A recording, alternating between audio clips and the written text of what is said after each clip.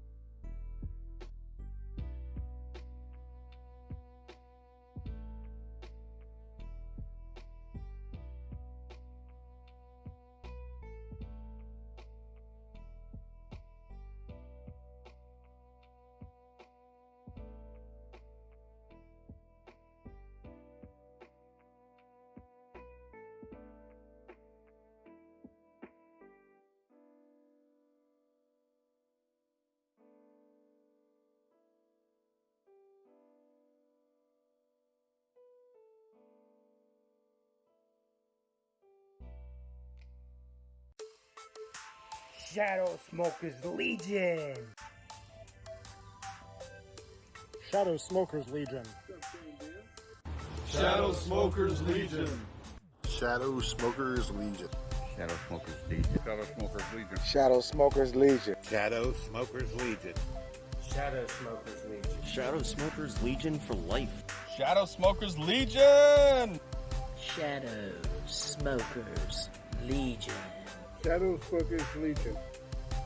Shadow Smokers Legion, baby. And for those that you couldn't understand that, Shadow Smokers Legion. But, you know, I'm just one vote. So. Hey guys, it's Tony the Soy Sauce Assassin, your lazy host that pretty much doesn't even follow schedule anyway. So, anyways, Today we have let's see, Jim Wilcox, Tristan, Fernando, Albert's actually on both sides right now. Quick 30, who never misses a show, and we also have Shane D on the other side. Let me just get the screen capture on so that people can see you.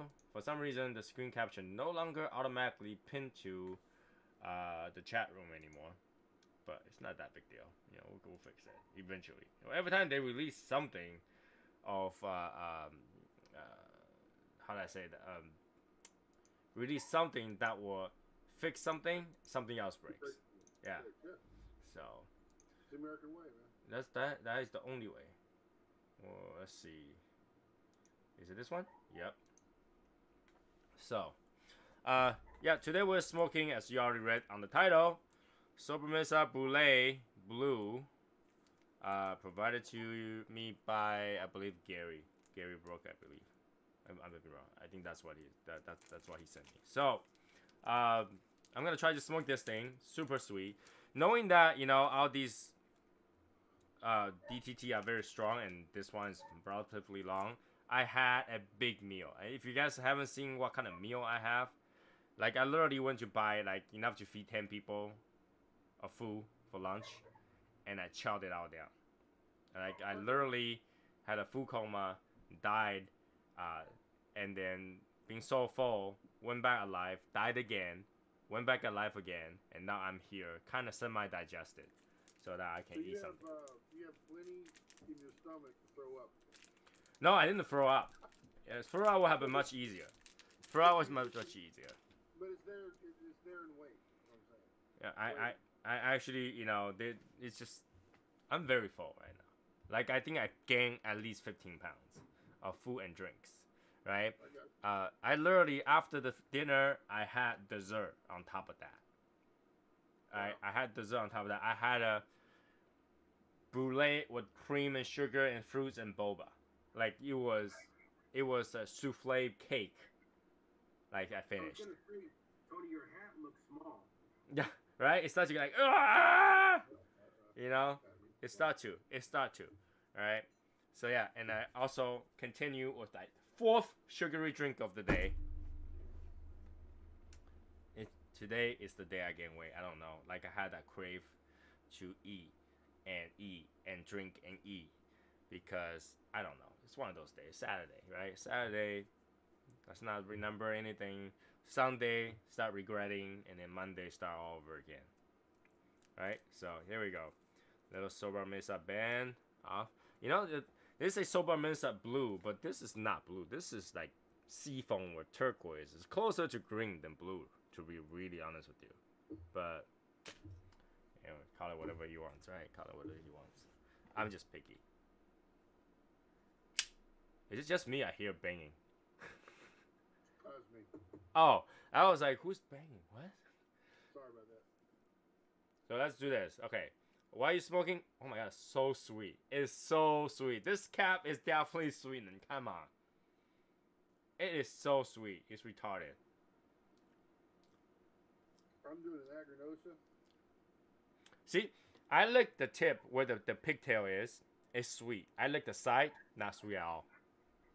Yeah, it's just an Agrinosa. There we go. Hoyo, Epicure, number 1. Epicure number 1 tonight. And Aganosa, leaf. Okay. What's everybody smoking in the chat room? This is from Matt Hashimoto. Hashimoto is late.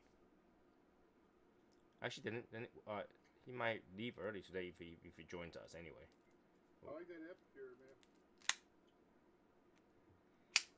You know, I've been sitting on them. This one's actually, Albert, got about 10 of them left. So kind of savoring them. Now, the Hoyo Epicure number 1 and number 2 are like the best selling things for them. They're like the best selling thing for them. They're like it. Like if you want Hoyo Cuban, Epicure is what you gotta get. I think that particular one, Epicure number 1 and number 2, was consistently in the magazine on the top, like, you know, few Cubans all the time. So. Yeah, those and the Spartacus D4. Let's light it up. Of course, if I have a lighter that has fire, that'd be nice. Yeah, that's a good, that's good flavor and good aroma. Agnosa is the one that has like a metallic sleeve over the cigar, right? Yeah, that's correct. That's the one, right? Yeah. This is the gold one.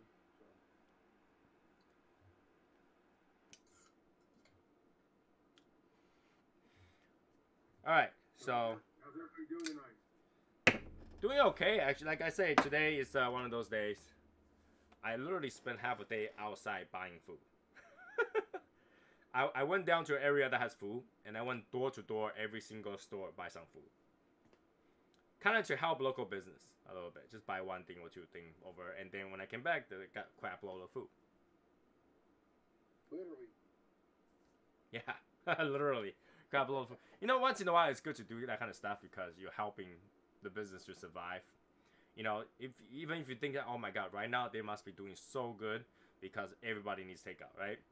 But at the same time, they're actually not doing that well. The cost for them to rearrange the store to get those PPE, whatever, all those like, you know, shields and all that stuff costs like arm and a leg. And really, restaurant makes the most money when you dine in.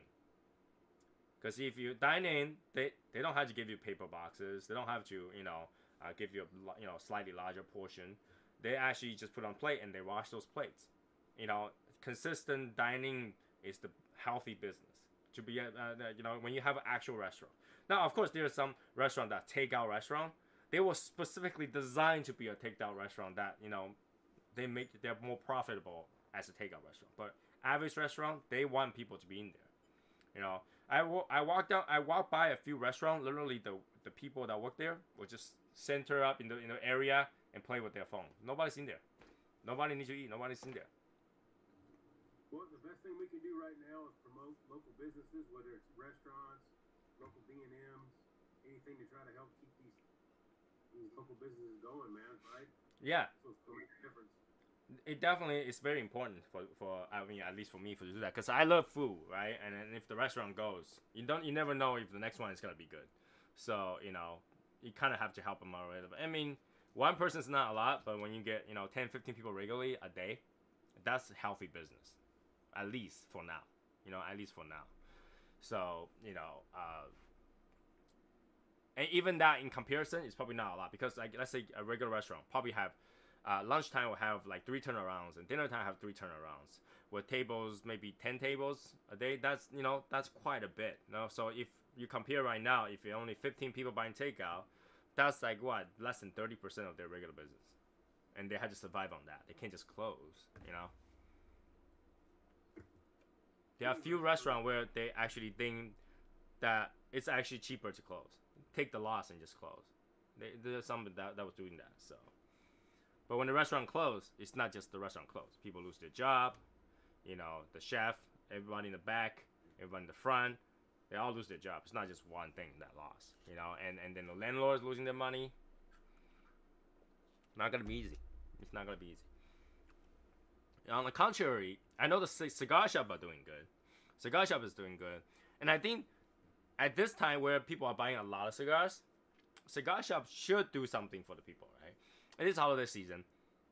And surprisingly, people are releasing the cigar at this season right now. But I feel like, you know, because they had to making changes. They don't have people smoking there. But now, overall, statistically, cigar purchase has went up, right? Cigar purchase went up because more people are smoking, more people got time to smoke at home, so cigar sale went up. I feel like they should give us a better, you know, discount, kind of, as in walk-ins. You know, do whatever you want online, but if people walk into a store, give a little bit of perk for going into a store right now. Because, believe it or not, the BMA has so much competition online, right? Anybody can easily type in cigar online and find, you know, discounts, 20%, 15% discounts online, easy. And, you know, you making that way to go to a store, knowing that you gotta pay a higher price, it would be nice if they do something for you, you know, for people that walk into the store. Last time I went to one of my local B&Ms, they gave me 2 bodyguards, which, you know, that's more than enough, right? It's the appreciation. Yeah, and that's all you need to do. 2 bodyguard, more than enough. And now, in fact, if that was me, for that 2 bodyguard, I'm coming back again, right? I'm coming back again. Even if I don't get any bodyguard, I still want to buy something because I'm here, So, if I'm gonna walk in the shop, I might as well buy something. I'm there already, right? So.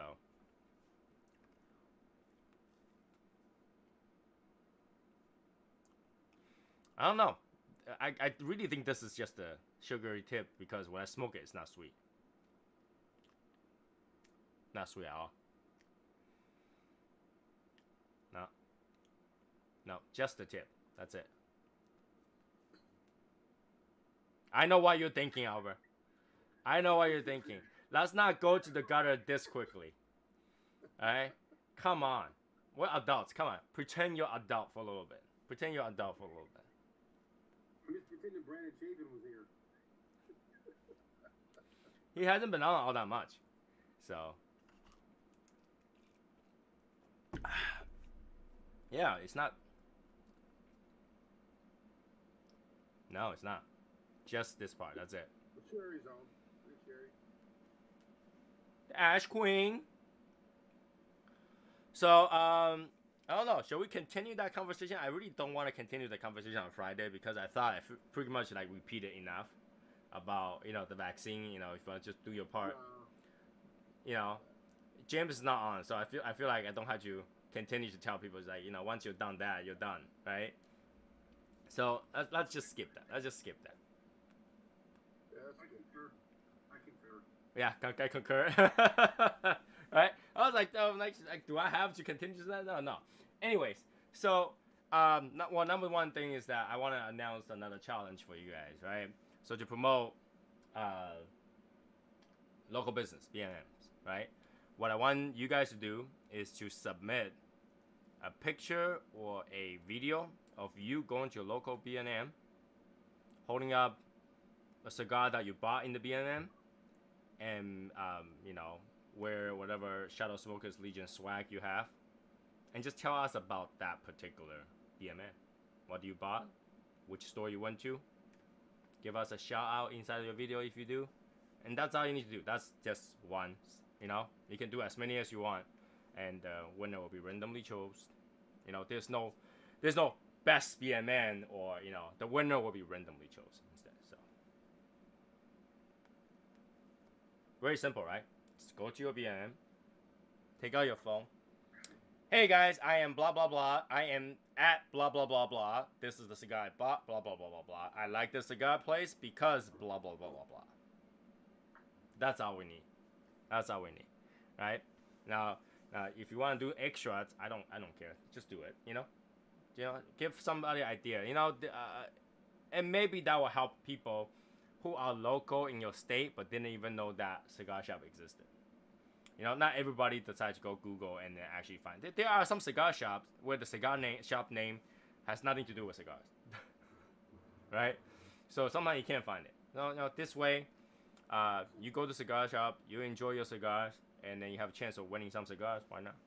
Why not? Right? So you can post it in either the Shadow Smoker Legion homepage, or you can post it in Facebook. Both counts.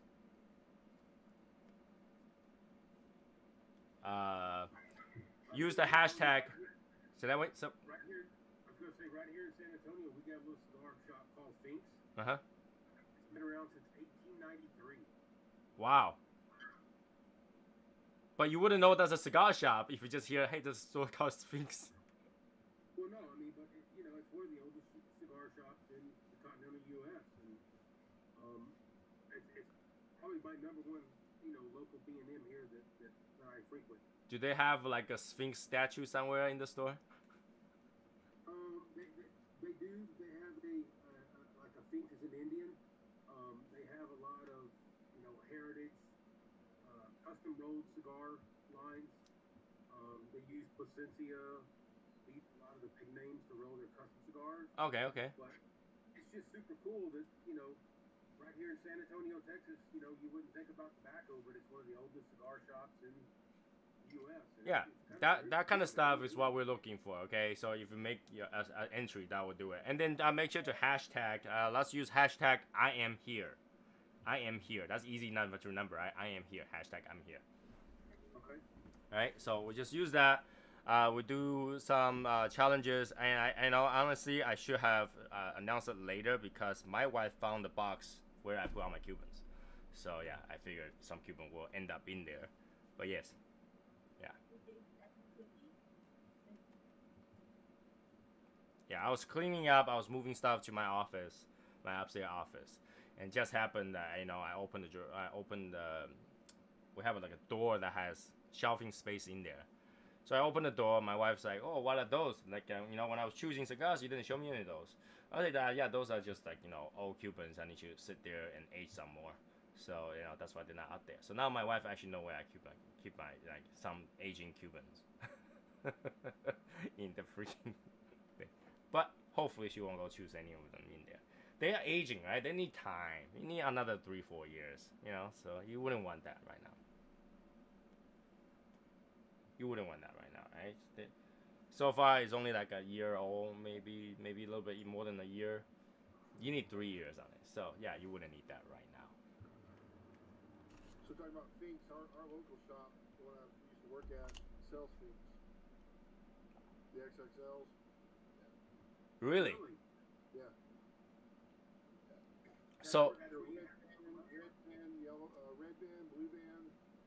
Yeah, Dominican, Nicaraguan.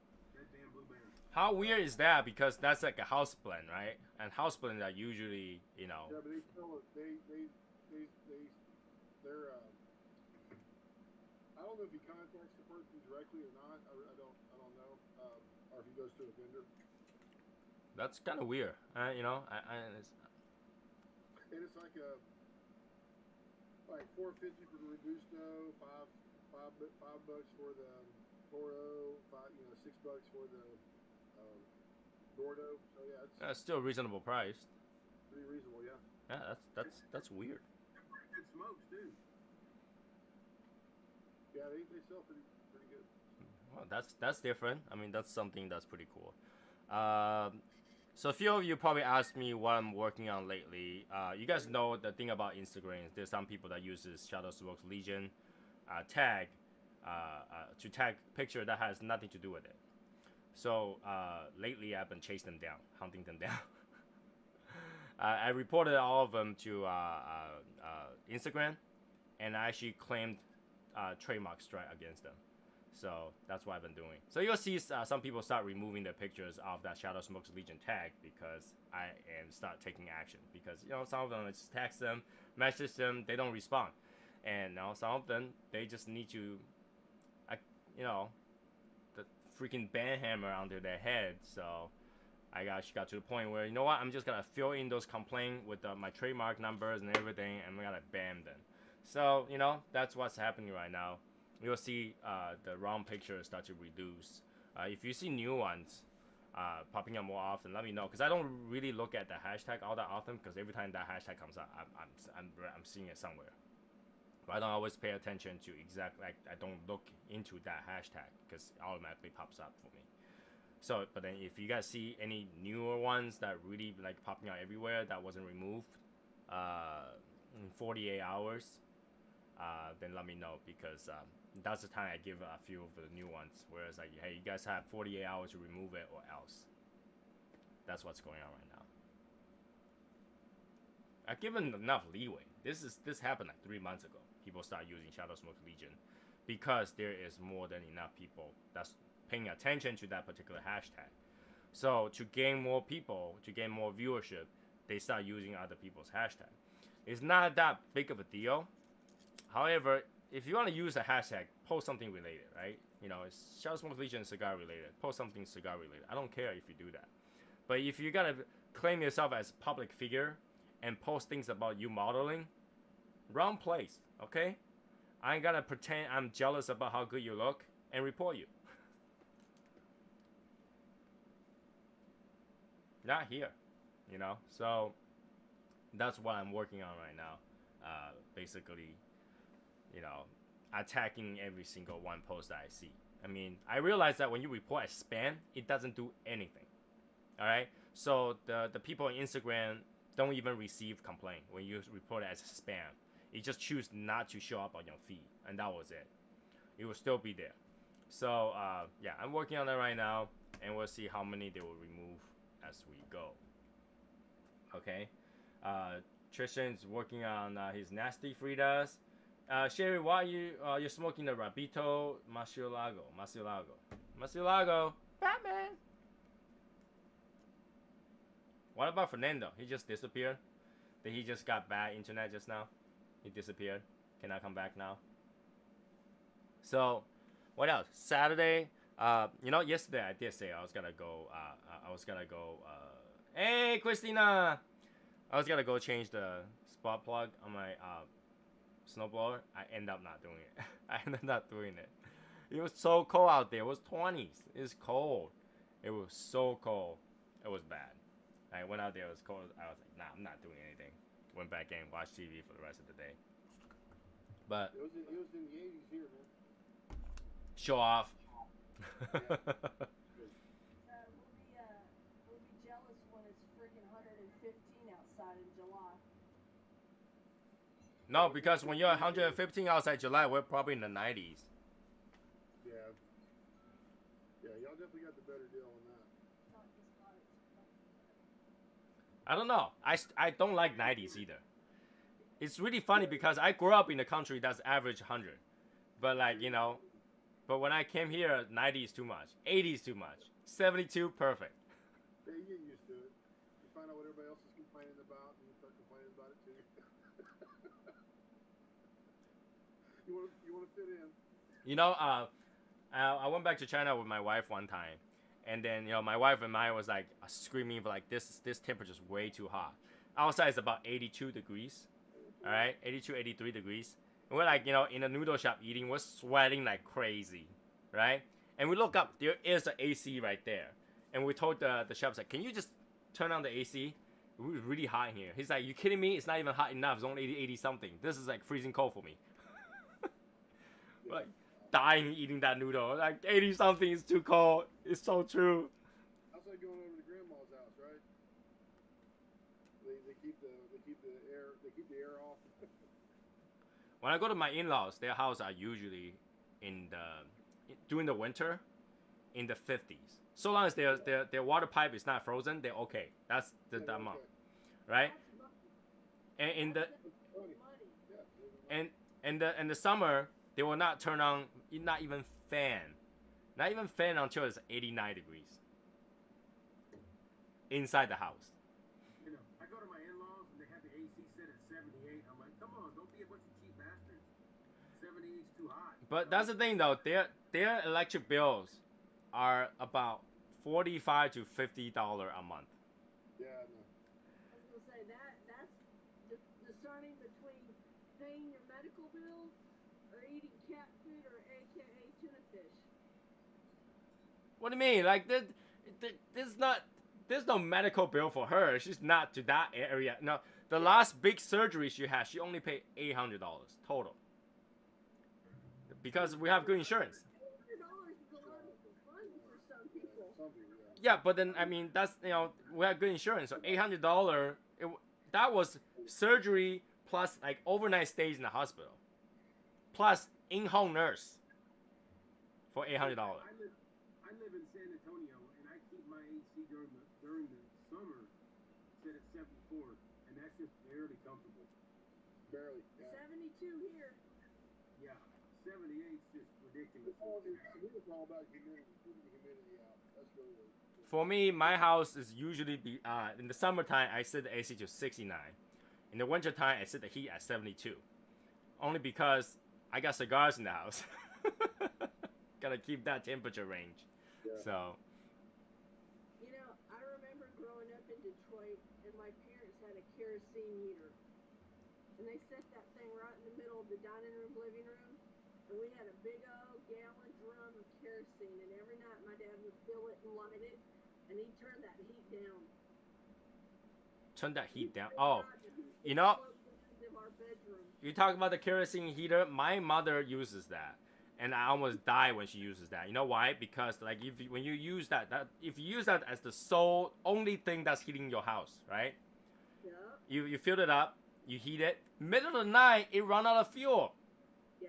It's freezing cold. It's freezing cold, and I like and my mother have to go downstairs and try to get more, and then come back up and fill it again. I was like, Mom, by the time you do this, I already died. Move, go somewhere else.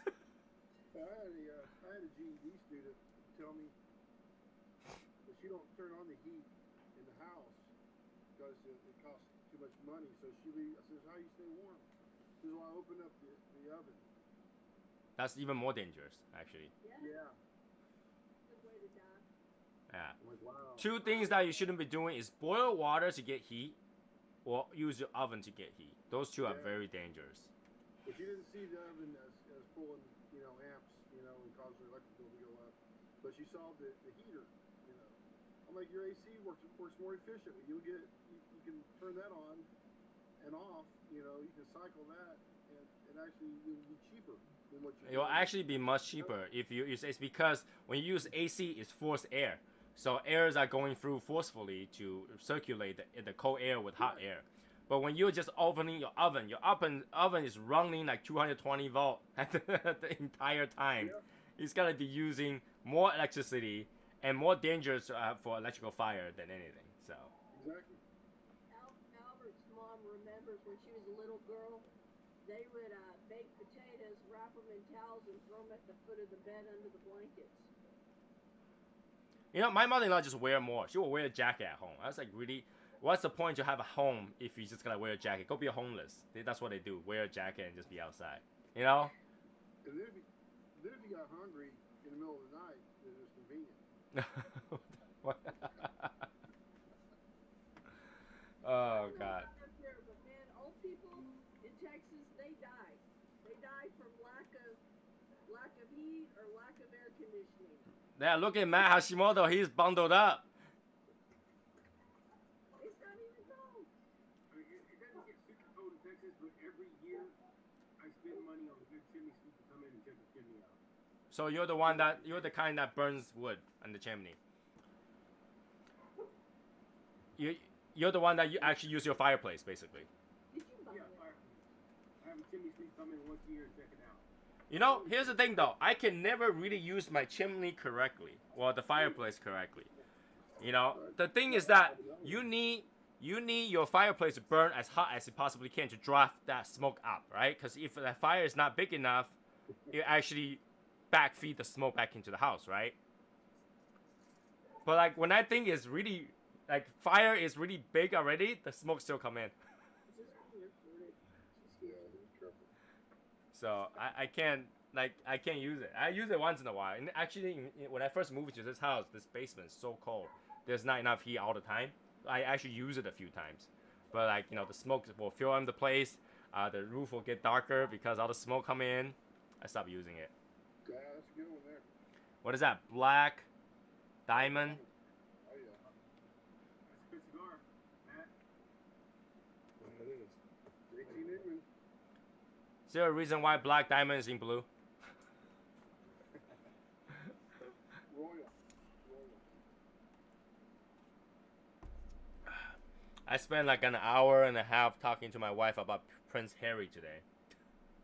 I'm sorry. Yeah.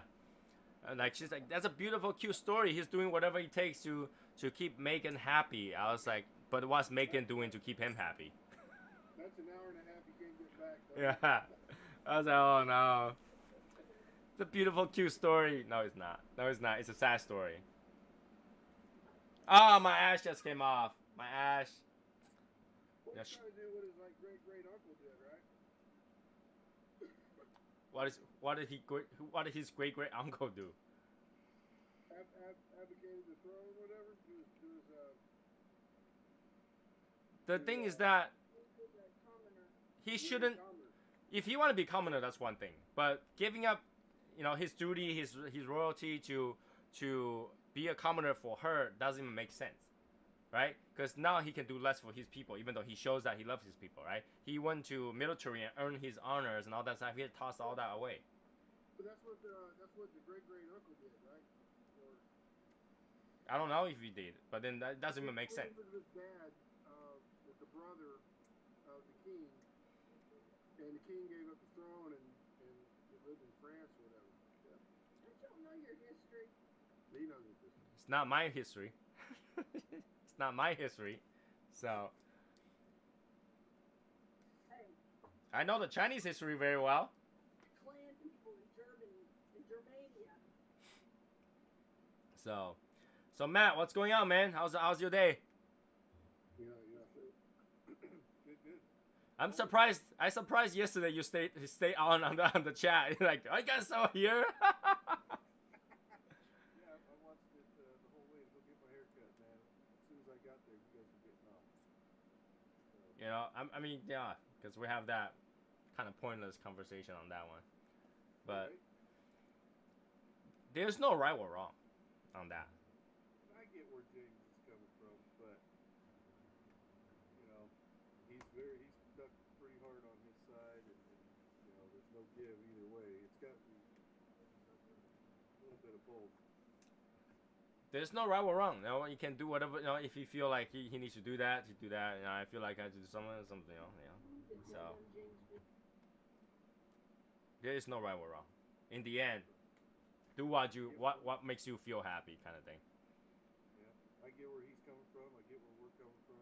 You know, but you can call it everything. No, Matt, you're Matt. I'm pretty sure you're the between one. You're like the one that I don't want vaccine and I don't want mask either. Right. Yeah, I don't want to do anything. you're the right in between. I don't want anything. Well, I don't want the government to be able to control us. You know what I mean? Like for them to tell us we need to have the shot. Well, the government probably not gonna tell you that you're mandatory to have that shot. Government will not mandate it. Right. Like what you said, you have a choice. It's like the flu shot. I agree with that. If you want it, go get it. If not, okay. Yeah, if you're not gonna get it, you're responsible for your own safety, right? That's it, right? Yeah, exactly. But they can't mandate it. I mean, that's just un-American. Yeah, they're like, okay, we don't want you to spread it. Well, if you don't want people to spread it, then advocate for something, but you don't have to force it. That's the thing. That human nature is the more you force something on someone, the more you don't want to do it. Right. So. Was it on the live or was it back? So what? That's human nature. It was live. Was the conversation was on the live? Yeah, it was. Yeah, yesterday. Yeah. So like it's one of those things that convince people there's enough benefit versus telling people you had to do it because I say so. People want to know they're not going to be the guinea pig. No, there's already guinea pigs, and the guinea pigs are pretty happy because they get paid to do nothing. Forcing anybody to do anything is just counterproductive from the very beginning. Exactly, and that's what happens. Like one side of the government is saying that do whatever you want. If you want to, you can wear a mask. The other side is like, hey, you should have told them to wear a mask. If you don't, the world's gonna end, and they keep pressing it. Now we got a bunch of people says, well, I'm just not gonna do it. What are you gonna do about it? What are you gonna do about it? Jail me, And then that's what happens. One of those things like, if you go outside and then you're forcing somebody to say, hey, you can, it's like putting a do not enter sign in front of a, bathroom door. Someone's gotta go in, to check it out. So. Yeah, so the trick would be not to force you to do it. The trick would be to say you can't do it. Yeah, the trick is to limit the amount of masks being sold. All right, per person. Everybody will be like, oh, limited edition mask. I must go buy one. Right.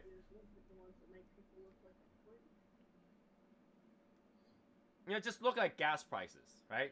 When the gas price is $2 something, nobody wants it.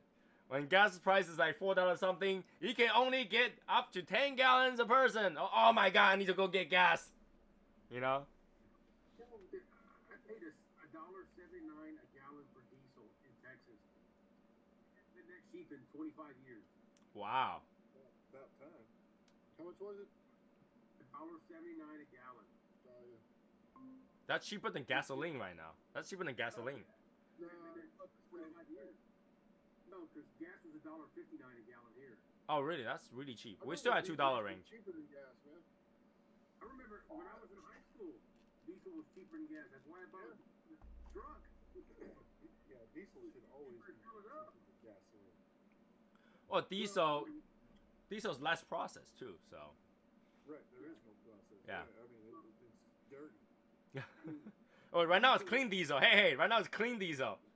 Man, it ain't clean. Until 20 years ago, diesel was cheaper than gas. In the past 20 years, diesel's been more expensive than gas. Yeah, because it's commercial. Yeah. Commerce pays more. I mean, some people use those what's that now oil that you use to fry potato. Yeah. Yeah, and it smells so good when they drive by. When it smells like I want to go to McDonald's when they drive by. Hey, Jason Austin. What's happening? Not much. Just do our regular thing. What's up, Jason? What's up? But yeah, here we go. He already had it ready. Hashimoto. What? We're doing button check. There, get my button. Button check. I gotta go get my damn button. What the fuck? That's how while supplies last, don't you know? I don't want to mess up my button. So. See, I saw Matt coin check everybody when I was on YouTube. He didn't coin I check. figured I'd button check his ass. That was me, man. I got it in. Oh god. I love it how everybody's got to try to get me, man. Like, it's not Looking a little swole there. Been working out? No, he just finished his shots. You know those shots? You get it now, so that tomorrow when he get drunk, he's like, He's just proud. What's that? Should I open my famous grouse or Maker's Mark? What's the temperature over there right now, Tristan?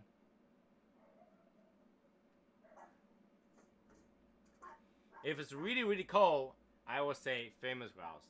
If it's like, just kind of cold but not really cold, Maker's Mark.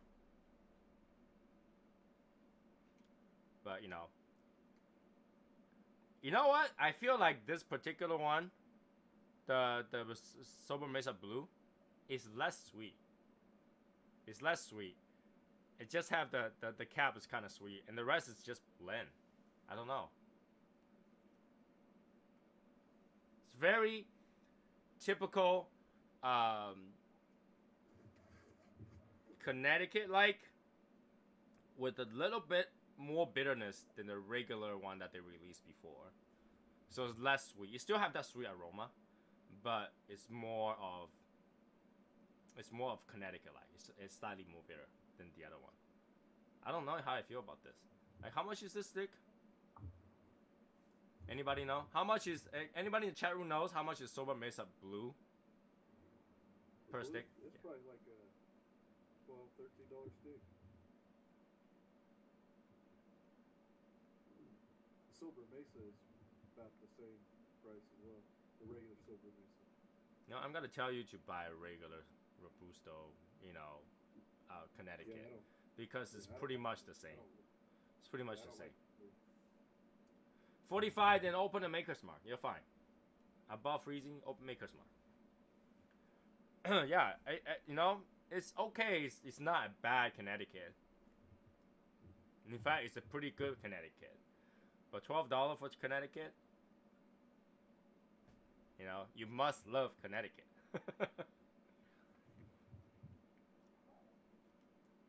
Yeah, we got all kinds of people posting on here on the homepage now. What the F? We've been raided. Girl name, man. Texas needs to come up with some kind of cigar or something. So Texas? Like, hey, we spoke to Texas. I don't know. Well, Texas is not a good place to plant anything. I got it. I got you. But I'm just saying we got to do something. We got to think of something. Why does Connecticut always get all the glory? Because they actually grow in Connecticut. Sure. They actually grow in Connecticut. There's actually something that's growing in Massachusetts now too. You have like Massachusetts, Connecticut. I don't know why. Okay. So anything that says Connecticut is from Connecticut? Not necessarily, no. That's what I'm getting at. So the method is in other places. It's being done in other places, but still gets the Connecticut name.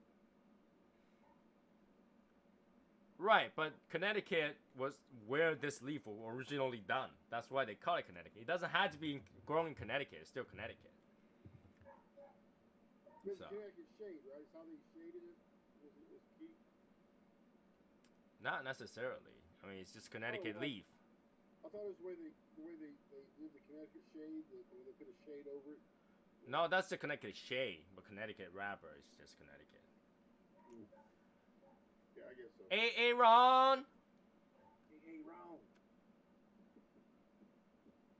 Yeah, $15 cigar Hot cake. of this caliber. What's up, hot cakes? You. Talking to you. I am just gonna pretend that Matt is talking to, Aaron right now. Who the hell are you talking to? I'm talking to you, Tony. Hot cake. That's the thing. We have to kind of. Me and Aaron had something going on there. But here's the thing, Matt. I don't swing that way. I'm married. I don't either. No, that's beefcake, Tony. Oh. That would be what he meant. But I think hotcake is the same thing. If somebody calls me, "Hey, hotcake," I'll be like, "No, I don't know. I'm gonna ignore that. I'm gonna choose to ignore that." well, hotcakes is a girl. You say that to a woman. Exactly. So when a guy said it to you, you should be very worried. That's a double negative. No, ain't gonna work. Went to a state store with my dad. They sell diesel cigars. Yep, they're good cigars. They're good cigars, but they're heavy. Have any of you tried with the hair of the dog? Love it. That is heavy cigar. Like it caught me off guard. I was like feeling sick when I was smoking it. About the last third, I start sweating. Yeah, it's actually a very strong cigar. Caught you off guard because it doesn't taste like a strong cigar. It tastes good. So It'll get you in the end. it will get you in the end. So happy for finally have one again. Have one diesel cigar, or have a place that sells diesel cigars. So you have to get up in the morning and smoke the rest of it? Yes. I have learned to leave the last third alone. last third itself is like the entire cigar's strength. So it's crazy. Yeah, when people smoke that, I was like, dude, you're smoking a strong cigar. They're like, no, it's not. I was like, oh, just wait. Wait until you get there. So what, we have like 2 weeks until Thanksgiving or something like that? We can have. We're gonna have. Anybody have big plans for Thanksgiving? Governor says no. Well, government says no, but Nancy Pelosi won a big one. Tell him I got 2 surgeries planned. Yeah, my wife has 2 surgeries planned, so. Well, best luck to her. 15-year-old has a varsity football game on Friday. Oh wow. So after a big meal, they gotta have a football game. Well, that's what usually people do, right? Because a lot of football players before the game they'll have like a big, very carby meal, right? Before they play the game. So yeah, that does work. I love diesel, but the 2 cigar shop that near me don't sell them. You can buy them online, Tristan. I'm pretty sure Cigars Daily sells diesel cigars too. So. I'd rather have the varsity game than the kidney stone. But anyways. Hey Raymond. So yeah, Saturday. What's the topic today, really? The topic today. Like I really want to avoid all those political, because right now all the news is political stuff, like very political stuff. I want to avoid all those. I really don't want to talk about it because it will be repetitive arguing that doesn't do any good, right? So I'm trying to avoid those topics, but that's what's going on right now. And we talked about movies last time, which is pretty entertaining. So today, what do you think we should be talking about? Drinks? Talk about drinks. Talk about coffee. Or we can talk about, I really wish that they already sent me like the year of the ox so I can smoke it, or the Plasencia one. I'm particularly interested in the Plasencia year of the ox because that's gonna be an international release. So people in the other countries are gonna be able to buy it, and I know that it's gonna sell out in China like that, sell out in China. So I'm trying to find out, any stores will have it or will be carrying them. If you guys know any store that will carry them, let me know. So that I can get it from them or something like that. Or get it. Probably has it. I found a bottle of Blanton's 2 days ago for less than $85 a bottle, which That's still pretty good. You know what's really funny is that Blanton's supposed to be like a $45, $50 drink, right? And then you got inflated so much because all the Asian people just go buy them and collect them for no reason, right? All the people just gonna, I'm gonna buy all these and hopefully I can get a Z. There is no Z in the Blintons. 2 years ago it was $45 a bottle. Yeah, all of a sudden just disappear. Everybody buy them. Everybody just buys them, right? The whole reason that happened, Tony, was because not only is Blanton's, but Buffalo Trace, Happy Van Winkle, and Calumet are all bottled and distilled at the same distillery. But Buffalo Trace didn't get hit. You can still find Buffalo Trace everywhere. Oh Yeah, but Buffalo Trace is $15 more a bottle than it was 2 years ago too. But they were available. I mean, Blanton's is not really available. Yeah, I know. You can't find them, but it's all because they're same distillery and just the run on everything like it normally happens. Now they're all expensive. I got a bottle of the Blanton's for $65 here. That's a really good deal, $65. Hey, sold Hashimoto So, for $65. No, No, that's what she said for $65, bro. I got it for $65. same thing happened to WL Wallers. I thought the Wallers are very available too. I mean, I've seen them around when I'm walking around in alcohol shop. The Wallers are actually pretty available. Maybe it went up like maybe $10, $15, but it wasn't like unavailable. The only thing that's like, you go to any store, you ask them, and then say, I'm looking for Blintons. They will be laughing. They're like, haha, no, right?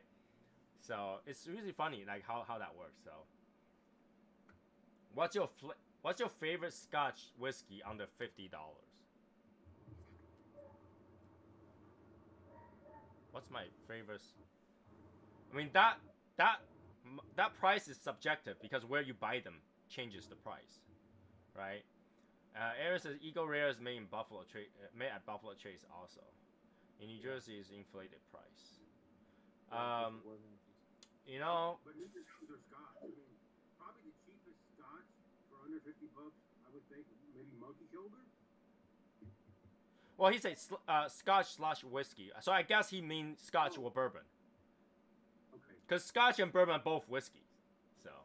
Yeah, my bad. I thought he said Scotch. Yeah, he says Scotch/whiskey. I guess he means Scotch/bourbon. So, in Scotch, as a Scotch drink, $50 below is very rare. Scotch are just that pricey to start with, right? But bourbon under 50, there's quite a bit. I mean, Big Buffalo Trace or even Tin Cup for less than $50. I think you can get Macallan's under 50 in certain places. Macallan 12, you can get it under 50 in certain places. So. I like to drink Scotch whiskey all night long. Die behind the wheel. That's a song, yeah. So yeah, I think under 50, if it's gotta be a Scotch, I don't know. I don't know any under $50 Scotch that's actually really really good. But under 50 bourbon, there's quite a bit. Let me see. I didn't catch it. That's all right. I mean, Buffalo Trace is under 50. It's pretty good. Tin Cup is actually not too bad. Tin Cup's really good. Yeah, made right there in Colorado. There's quite a few. I mean, when it comes to bourbons, there's a whole lot more than. Yeah, under 50. But I'm trying to figure out which one is my favorite because I really don't have a favorite one under 50.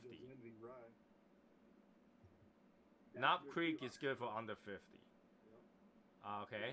Basil Hayden. I don't like Basil Hayden because it actually really tastes like basil. It actually literally tastes like basil.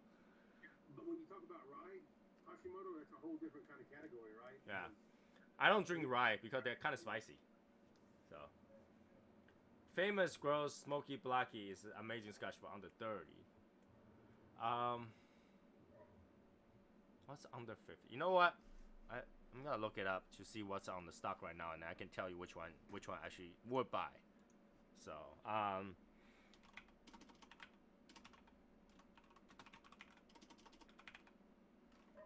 right, let's see which I'll consider. I mean, you say Buffalo Trace, right? That's really good. Knobs Creek, that's really good. W.L. Waller is really, really good, and that was under 50. Was under 50. I mean, if you can't find them, that's a different story. I've seen them for 55, but I don't know. Right, Elijah Craig, really, really good, and that's actually like $30, right? Something like that. So that's really good.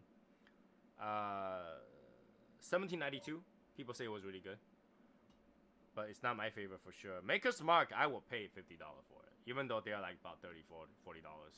They're actually pretty good. They have like consistency that's really good. I mean, that's if you. Yeah, I think they're consistent. So Maker's Mark is pretty good. Another one a lot of people know about, Tony, it's called Calumet. Calumet is actually the granddaughter of Blanton.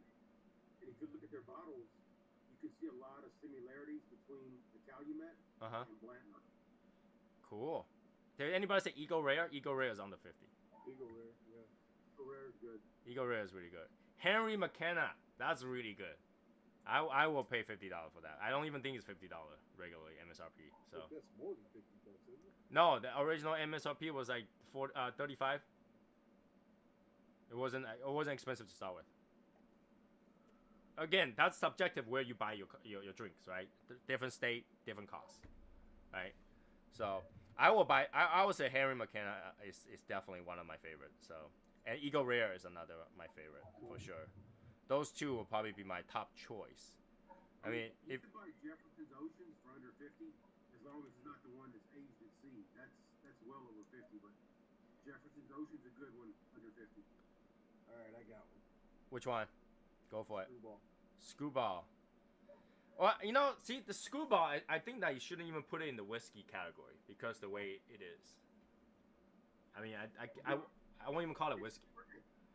It's a cordial because it has peanut butter in it. It literally tastes like peanut butter. Yeah, it's a cordial. It's so good. So, yeah. But it's not my favorite, though. It just tastes good, but it's not my favorite. Wild Turkey 101, that's way too strong for normal drinking. You have to dilute that. It can't be a whiskey if it's a cordial. Oh, here we go. So it's not whiskey.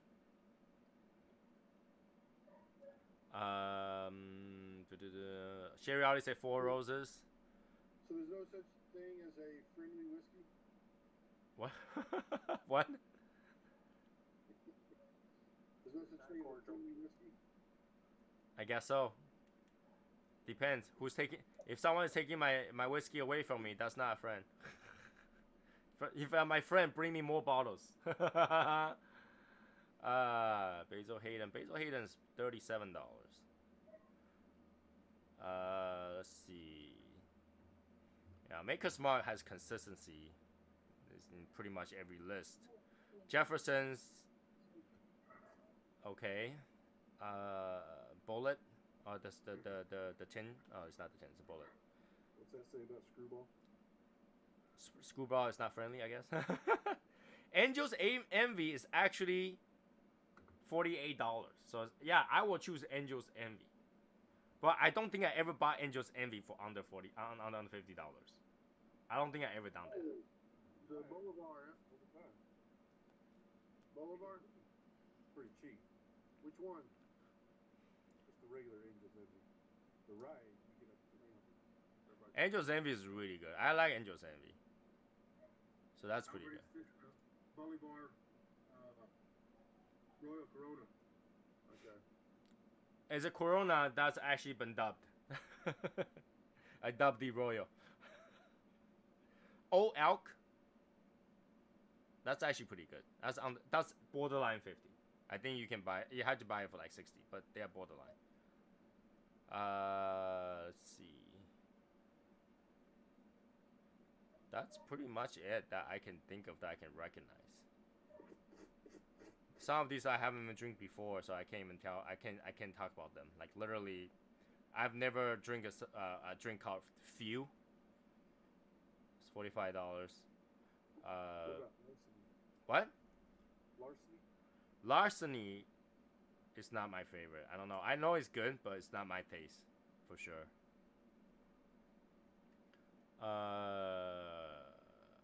Let's see. I'm trying to see if there's any. If you want the price to go down, can you just buy a pint? Jam Bean. Jam Bean is under 50, no? Yeah. Jim Bean's under 50. That's pretty good. People will drink that. I mean, if somebody bring a bottle of Jim Bean, you'll drink it. It's not that bad. It's good.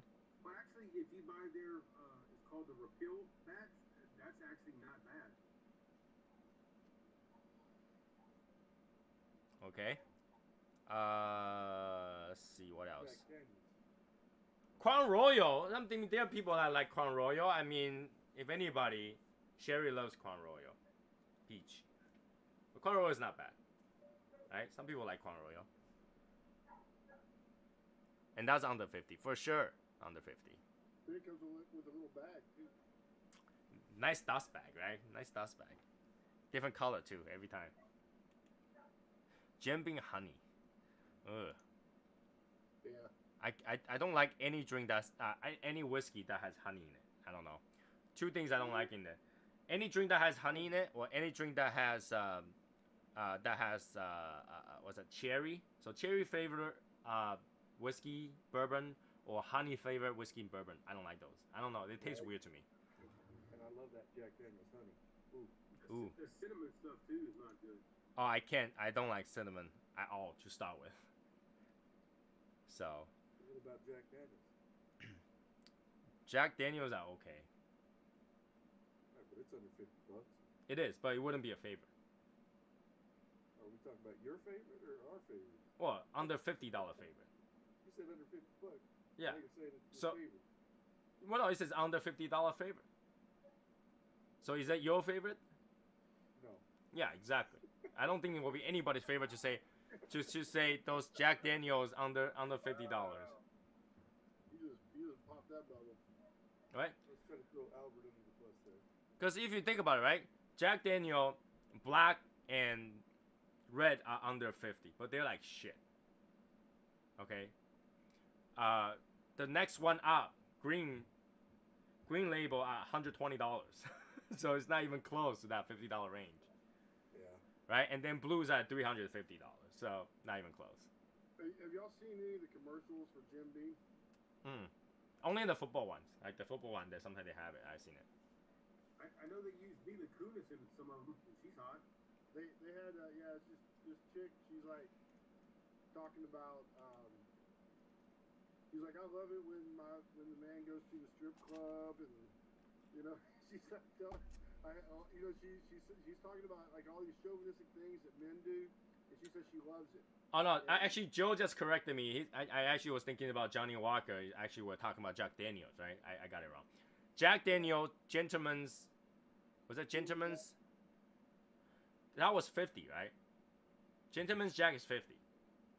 Or is that single barrel is 50? No, single barrel is more than 50.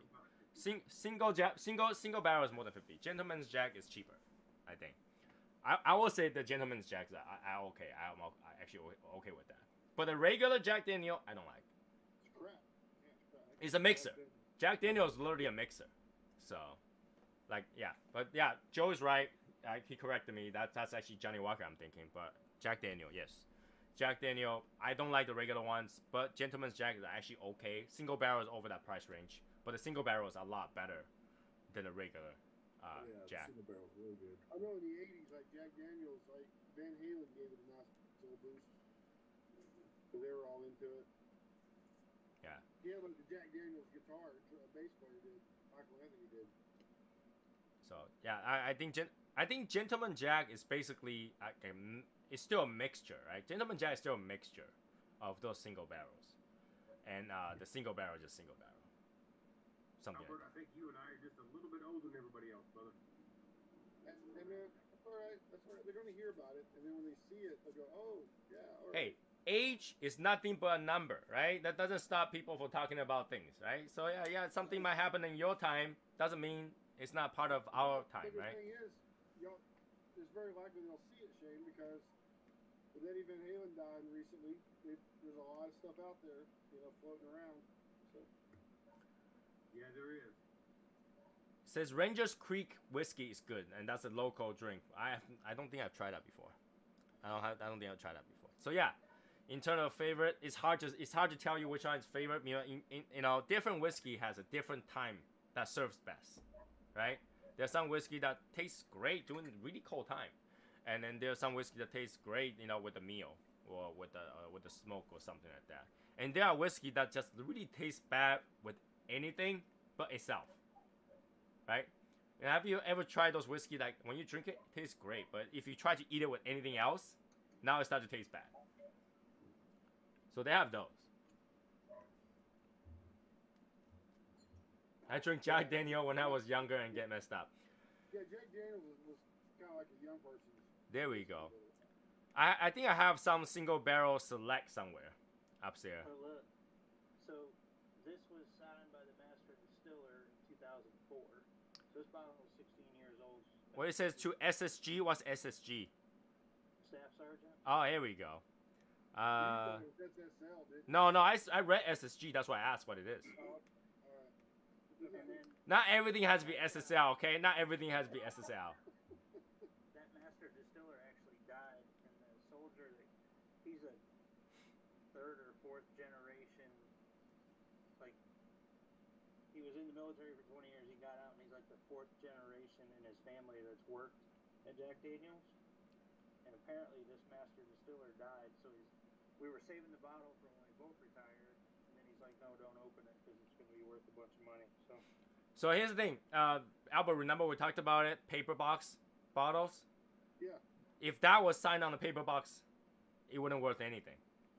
Because it's signed on the bottle, now has collector's value. That, because we're talking about this, Jason, that Johnny Walker was thinking to use paper box bottles. That's badass. If it's signed on a glass bottle, this can cap forever. So long as he doesn't drop it, that will be forever. Right? But paper, no.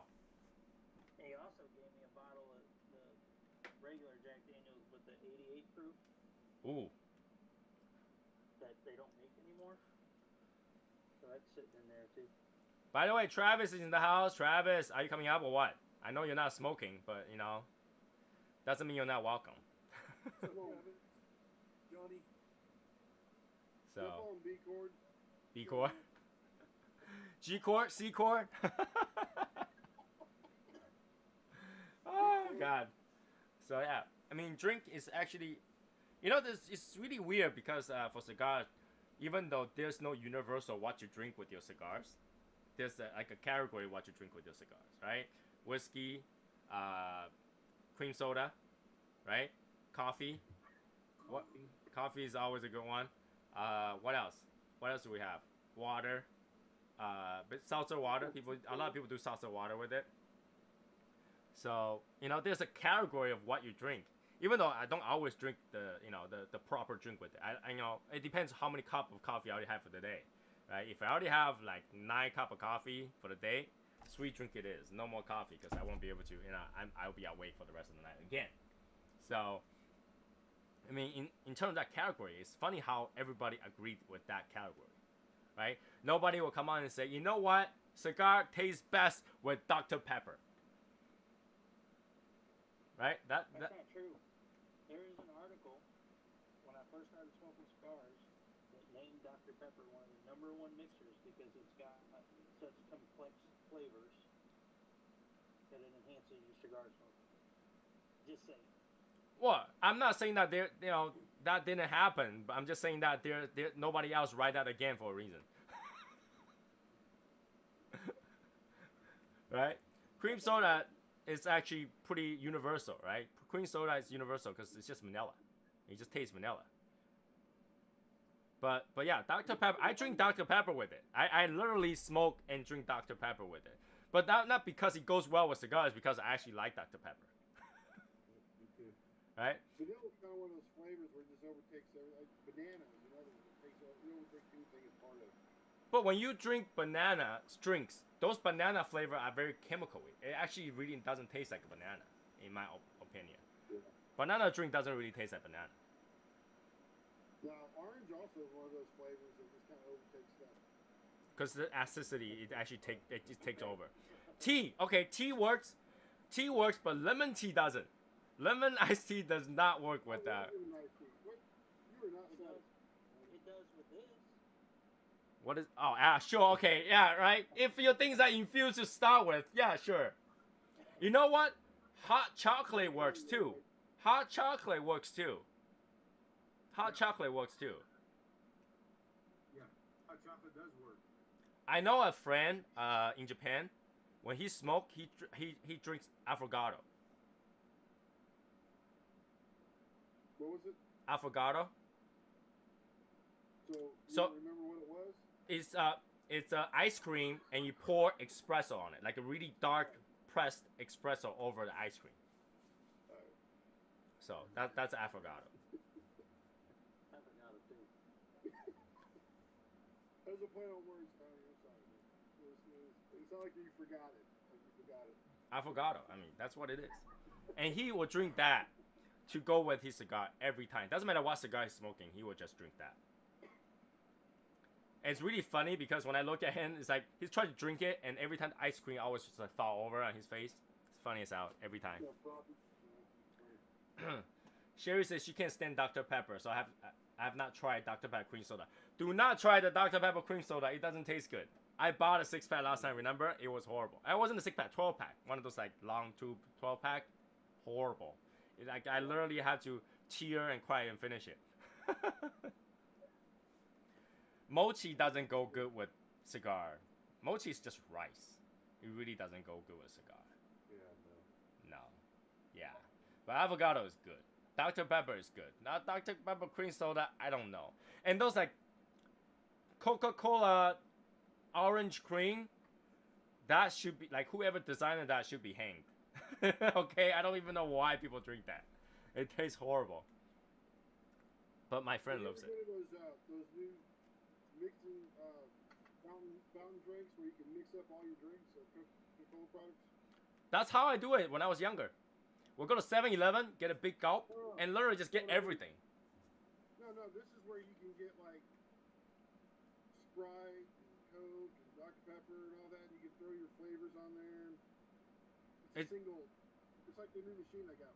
Oh, you mean it's still the same thing? You just press button instead. When you press the specific drink, a specific gets dispensed versus one after another. It's got like all kinds of drinks in it. Yeah, we used to mix it. I used to make every soda together, and it tastes like Dr. Pepper.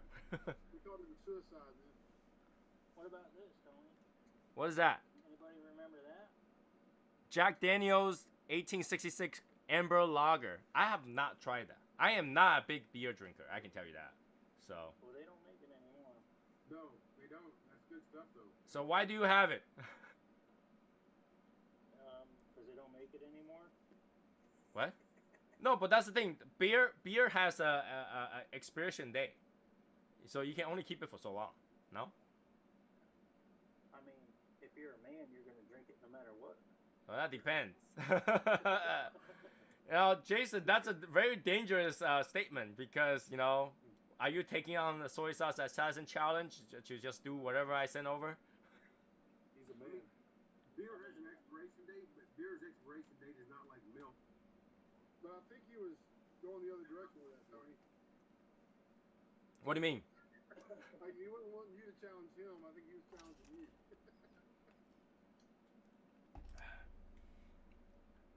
I mean, Boba. Matt's still alive after you sent him. I mean, he died inside. I can tell. He died inside. That shit was easy. That was nothing. Oh, okay. He basically tell me to step up a little bit, right? I will. Yeah, Tony, that was a fucking cakewalk, apparently. Yeah. Raymond says Boba. No, Boba does not go good with any cigars. A lot of time you'll find my drink has boba in it. it's not because I asked them to put it in there. A lot of times they put it in there even though I tell them not to put it in there. I am not a big like boba eater because I grew up eating that kind of stuff. I kind of get sick of it, you know. I'm just not My daughter particular. had me buy her like a little bag of those things, man. You know, they're actually really bad for you. A girl almost died eating those. A girl almost died eating those. She's got hundreds of boba in her body when she went to the ER, and they took an X-ray. Her entire, guts is all filled with boba. So nowadays, what I do with boba is I will cook the boba and use it to shoot at people because when it's hot, it's sticky. It sticks on them. Oh, spit wads. Yeah, but these are hot, so it'll leave a round burn mark when you shoot at them. Chinese spit wads. That's how you do it, Get boba, start shooting at everybody. It's so hot. If you shoot at the roof, it'll stick on the roof. So, but then I've never tried that beer. I don't know anything about that beer. I am, because Jason is a lager drinker. Apparently, I'm an ale drinker. I like a lighter drink, crisp, more lighter drink. So I don't know. I'm the kind of guy who will drink Dos Equis. Okay. What else? Steak and ale, but they went out of business. Who? What? I like steak and ale, but they went out of business. I don't know what that is. Y'all didn't have steak and ale? There's a restaurant that was a pretty damn good steakhouse too. It wasn't real expensive. It was pretty. It wasn't like super cheap either, but it was pretty good. There's few really famous historical bar in Framingham over here has closed down recently because nobody can go to the bar drink, so they closed down. Yeah. But they're like there for like 100 years or something like that. It just closed. That's too bad. You think they'll reopen? No, once you close, then you're leaving that space for someone else.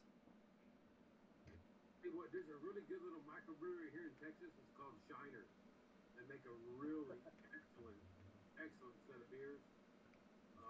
Just about anything you can imagine. I mean, there's a place called Framingham Beer Works that was open about 4 years ago, maybe 5 years ago.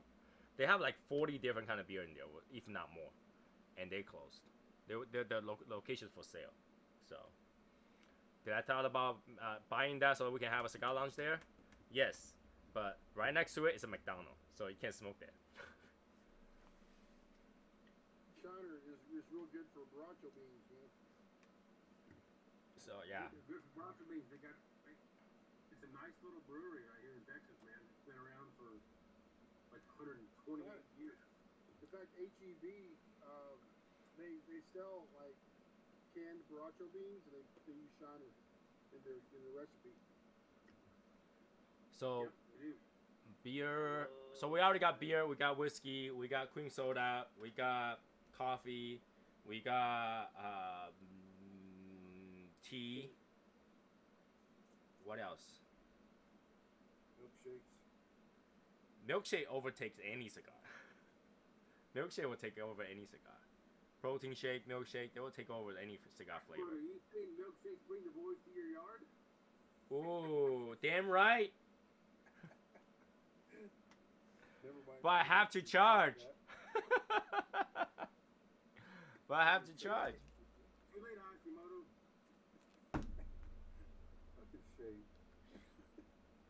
What else? That's good. Go with the cigar as like a heavenly pair. That's really good. I can't think of anything. Everything else is either too sweet or too flavorful. Anything with a particular flavor that just clashes with the cigar, because cigar has an innate palate. Usually it's coffee, cocoa, dark notes, leather, cedar, woodsy notes, and that kind of stuff kind of balance with creaminess, right? Because anything that's creamy, anything that's woodsy, oak, so vanilla goes good with anything cherry. Anything cherry's gonna be pretty counterproductive. But do you think vanilla will go with them? Right? yeah, because vanilla actually just make everything more creamy and slightly sweeter. Yeah. Right? It literally will go with anything. You can add vanilla to it. You can add vanilla to Chinese food. It probably tastes good. People add vanilla to curry. Yeah. But the secret to a good curry is actually cocoa, like shaved chocolate, and coffee powder. Believe it or not, like people who make really good curry, and I try to steal their recipe. They're like, actually, the secret is just coffee. I get a spoon of coffee in there. It makes it has that stronger note to it. It's just so much better. You know. I know people who drink wine with cigars. I'm not a wine drinker. Yes, wine. But here's the thing though. It's just like I wouldn't say red wine is a good choice, but white wine because it's so muted in flavor, white wine will do good. White wine will do good. People who drink red wine, not particularly because it pairs good with anything else. It's a good drink overall. It's an easy drink. It's an easy alcohol drink that you can consume. How many of you actually feel like the wines give you that grapey taste? Not a wine drinker. No? Nobody actually feel like, when you drink wine, you're drinking grape? No? Because I really don't feel that way. When I drink wine, I don't feel like I'm drinking grape. It tastes complete opposite of grape juice, right? So, but yeah, wines are good for you. So, pairing wine, I don't see why not. But I don't think it will pair as a good pair. Like heavily in pairs. Like, yeah, this is definitely something that will go good with it. I don't think that will be the case. But you can drink wine with anything. Like, you can have any meal with wine. You'll be okay. You can have Chinese food, wine. You'll be fine, right? Western food, wine will be fine. Sushi, wine, you're okay, right? Even like Indian food, you can go to Indian food and order a cup of wine. That's okay, right? So wine pretty much go with anything, but yeah, it's not perfect pair for anything. Unless you're eating your cheese plate and then you're drinking your wine with the pinkies up, then that's a different story, right? Be gone, commoner! You commoners don't know how to drink wine. So, yeah, I don't think wine is like a good combo for anything. Yeah. Right? Did you know why wine cup is made the way it is? You're supposed to only hold the stem. You're not supposed to hold it this way. You're supposed to only hold the stem like this. And go. All right. Yeah, because wine is very temperature sensitive. You do not want to put finger in there.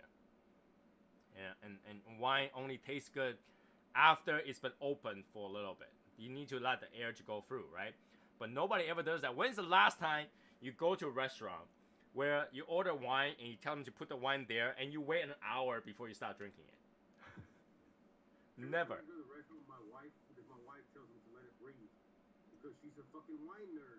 She will let it breathe, but no matter like any amount of time that you spend in an average restaurant turnover, it's not gonna be long enough. You're supposed to let that wine breathe for more than an hour. That's why we're there for like 2 hours. Right. And all those people say, "Oh, just use an aerator." I'm sorry, aerator still doesn't make chemical reaction happen that fast. It just doesn't, right? So unfortunately, no. Yeah. You can't super age tobacco. Yeah, same idea. Like if I'm gonna have a party where we have wine, I will open all the wine hours before they show up and put it in the ice. That's it, right? You gotta wait. By the time they arrive, perfect. They're chilled, they've been aired, and the whole room smell like wine. Okay, that's how you do it. People got drunk by just standing there. Okay. But yeah, wine is not my thing. I feel like it almost gives that characteristic that I don't like. I don't want a formal dinner. I want an informal dinner where everybody's an asshole towards each other. Even better if we had a food fight. That's the kind of dinner I like to be in. I don't want everybody's like, fucking knives. They don't even use the whole hand. They're like, put a fork like that. Have you seen people eat that? I have seen people eat like that. Just hold the fork and the knife with just 2 fingers. And they will only cut the part that they gotta eat and leave that entire portion. And every cut, every eat, they will wipe their mouth. There's the same kind of person that eats pizza with a knife and a fork. Right. I've seen those. And how about the person who takes a napkin and like sops up the grease on the pizza with a napkin? Oh, I hate that. But the grease is the best part. The grease actually came from the pepperoni and cheese. You need that grease. Pizza, eat it, man. Don't be sopping it up. If you're not worried about grease, you shouldn't be eating pizza. Right? right? Because that actually is part of that pizza. It came out from that pizza, right? So it's from the cheese that melted, you know. So I don't know. I don't know. Some people eating, I cannot agree with the way they eat. Not that I gotta pick on them on the table, you know. It's just kind of weird. Everybody's already done, and they're still like, and then they will. If you do that with pizza, that's sacrilegious. They'll order like a 6-ounce steak and take a whole hour to eat that 6-ounce steak with peas and carrots. That's like three. That's like 3 bites, man. Yeah, literally. And they were left over another 1 ounce and a little bit more. They were like, okay, I'm all set. Here we go. Yeah. You know. You know, the worst thing you can do with steak is cook it anything over medium. Steak, yeah. Some people like the steak burned to death. Why the shit are you gonna get a steak and cook it anything over medium and put anything like ketchup or steak sauce on it? Just go away. No, I can understand. I can understand 2 things. Okay, I can understand people who put those onion sauce on it, like the grilled onion with some sauce, A1. I can understand that, right? There are some people that like to eat steak but really doesn't like the beef taste, the beefy taste. Some people love it, the meat taste. No, but there are people that wants the steak for health but doesn't really like the steak flavor. Then eat a sirloin burger. Huh? And eat fucking pork or eat chicken. Again, that has flavor. Again, it has flavor. Yeah, but eat a sirloin burger because it doesn't taste like sirloin anymore. No. Here's the thing. All right, there are some people that's having an iron deficiency. They have to eat red meat, and all the red meat has flavor. All the red meat has flavor. Lamb, beef, they all have flavor, and they don't like that bloody flavor. Well, that's. But beef cooked well done has no flavor. Exactly, but they will not cook it well done. They will have some sauce on the side to dip, but they will not cook it well done. They will cook it medium. So I was watching this episode of Curb Your Enthusiasm, and they were doing the Cobb salad episode where they ordered a Cobb salad, and every one of them asked for like a substitution on the Cobb salad. He was like, "Why are y'all substituting Cobb salad? If you wanted something different, then order something different. Don't order a Cobb salad." Craig says putting A1 on a good steak is sacrilegious. But then here's the thing though. How do you know that steak is going to be good? You know how, Tony? Taste it. Just like the movie said, you knock his horns off, you wipe its ass, and you throw him on the plate, and you trot the son of a bitch out here for me to eat. Yeah, well, see, that's not that simple. I mean, there are people that go to certain steakhouse that really isn't expert at making steaks. But everything else you don't want to eat. So you order a steak. And you're like, how hard is it to cook a steak? You put it on the grill, cook it, done. Right? 3 minutes each side, wait for it to rest for another 5 minutes. You'll be fine. Right? But no. You know, a lot of times steak come to me, cut in, like, I don't cut the edge, you know, because if the edge is going to be a little bit overdone, that's normal, right? It cut right in the center. It cut the center, and you see gray. And you're like, this beef is dead. I'm not talking about this cow is dead. It's this beef is dead. Yeah. It happens all the time. Like, my wife will appreciate a good color steak. Like, you know, if you cut in the center, it's pink and it's juicy, right? Or even if you still see a slight, like, you know, small round in the center that's still raw, I'm okay with that. I actually like that. It's chewy. It's great. But there are people that if they cut the center and then opens it up and it has any portion that looks raw, they're like, this is not what I want. I order medium. That is a medium. If you're not eating red potatoes, then you're not eating a good steak. If you're not eating a red potato, you're not eating. Yeah, where the blood goes into the potatoes a little bit. Yeah, the blood has to spill over the potatoes. That's actually not blood, though. That's actually not blood. It's just protein. I got you. It's just protein. You know, it comes out kind of pinkish. That those liquid comes out. Those are not blood. All right, guys. If you don't know what this is, you're watching the show for the very first time. Listen to this, okay? When you cook a steak, there is no blood. All right. When they already pat it dry, put the rubs on it or salt, there is no blood left. When you cook that thing, whatever that comes out is actually protein red. They are not They're not blood. I'm like salivating talking about steak. I'm like, Yeah. I'm hungry. Anyway, I should be full. But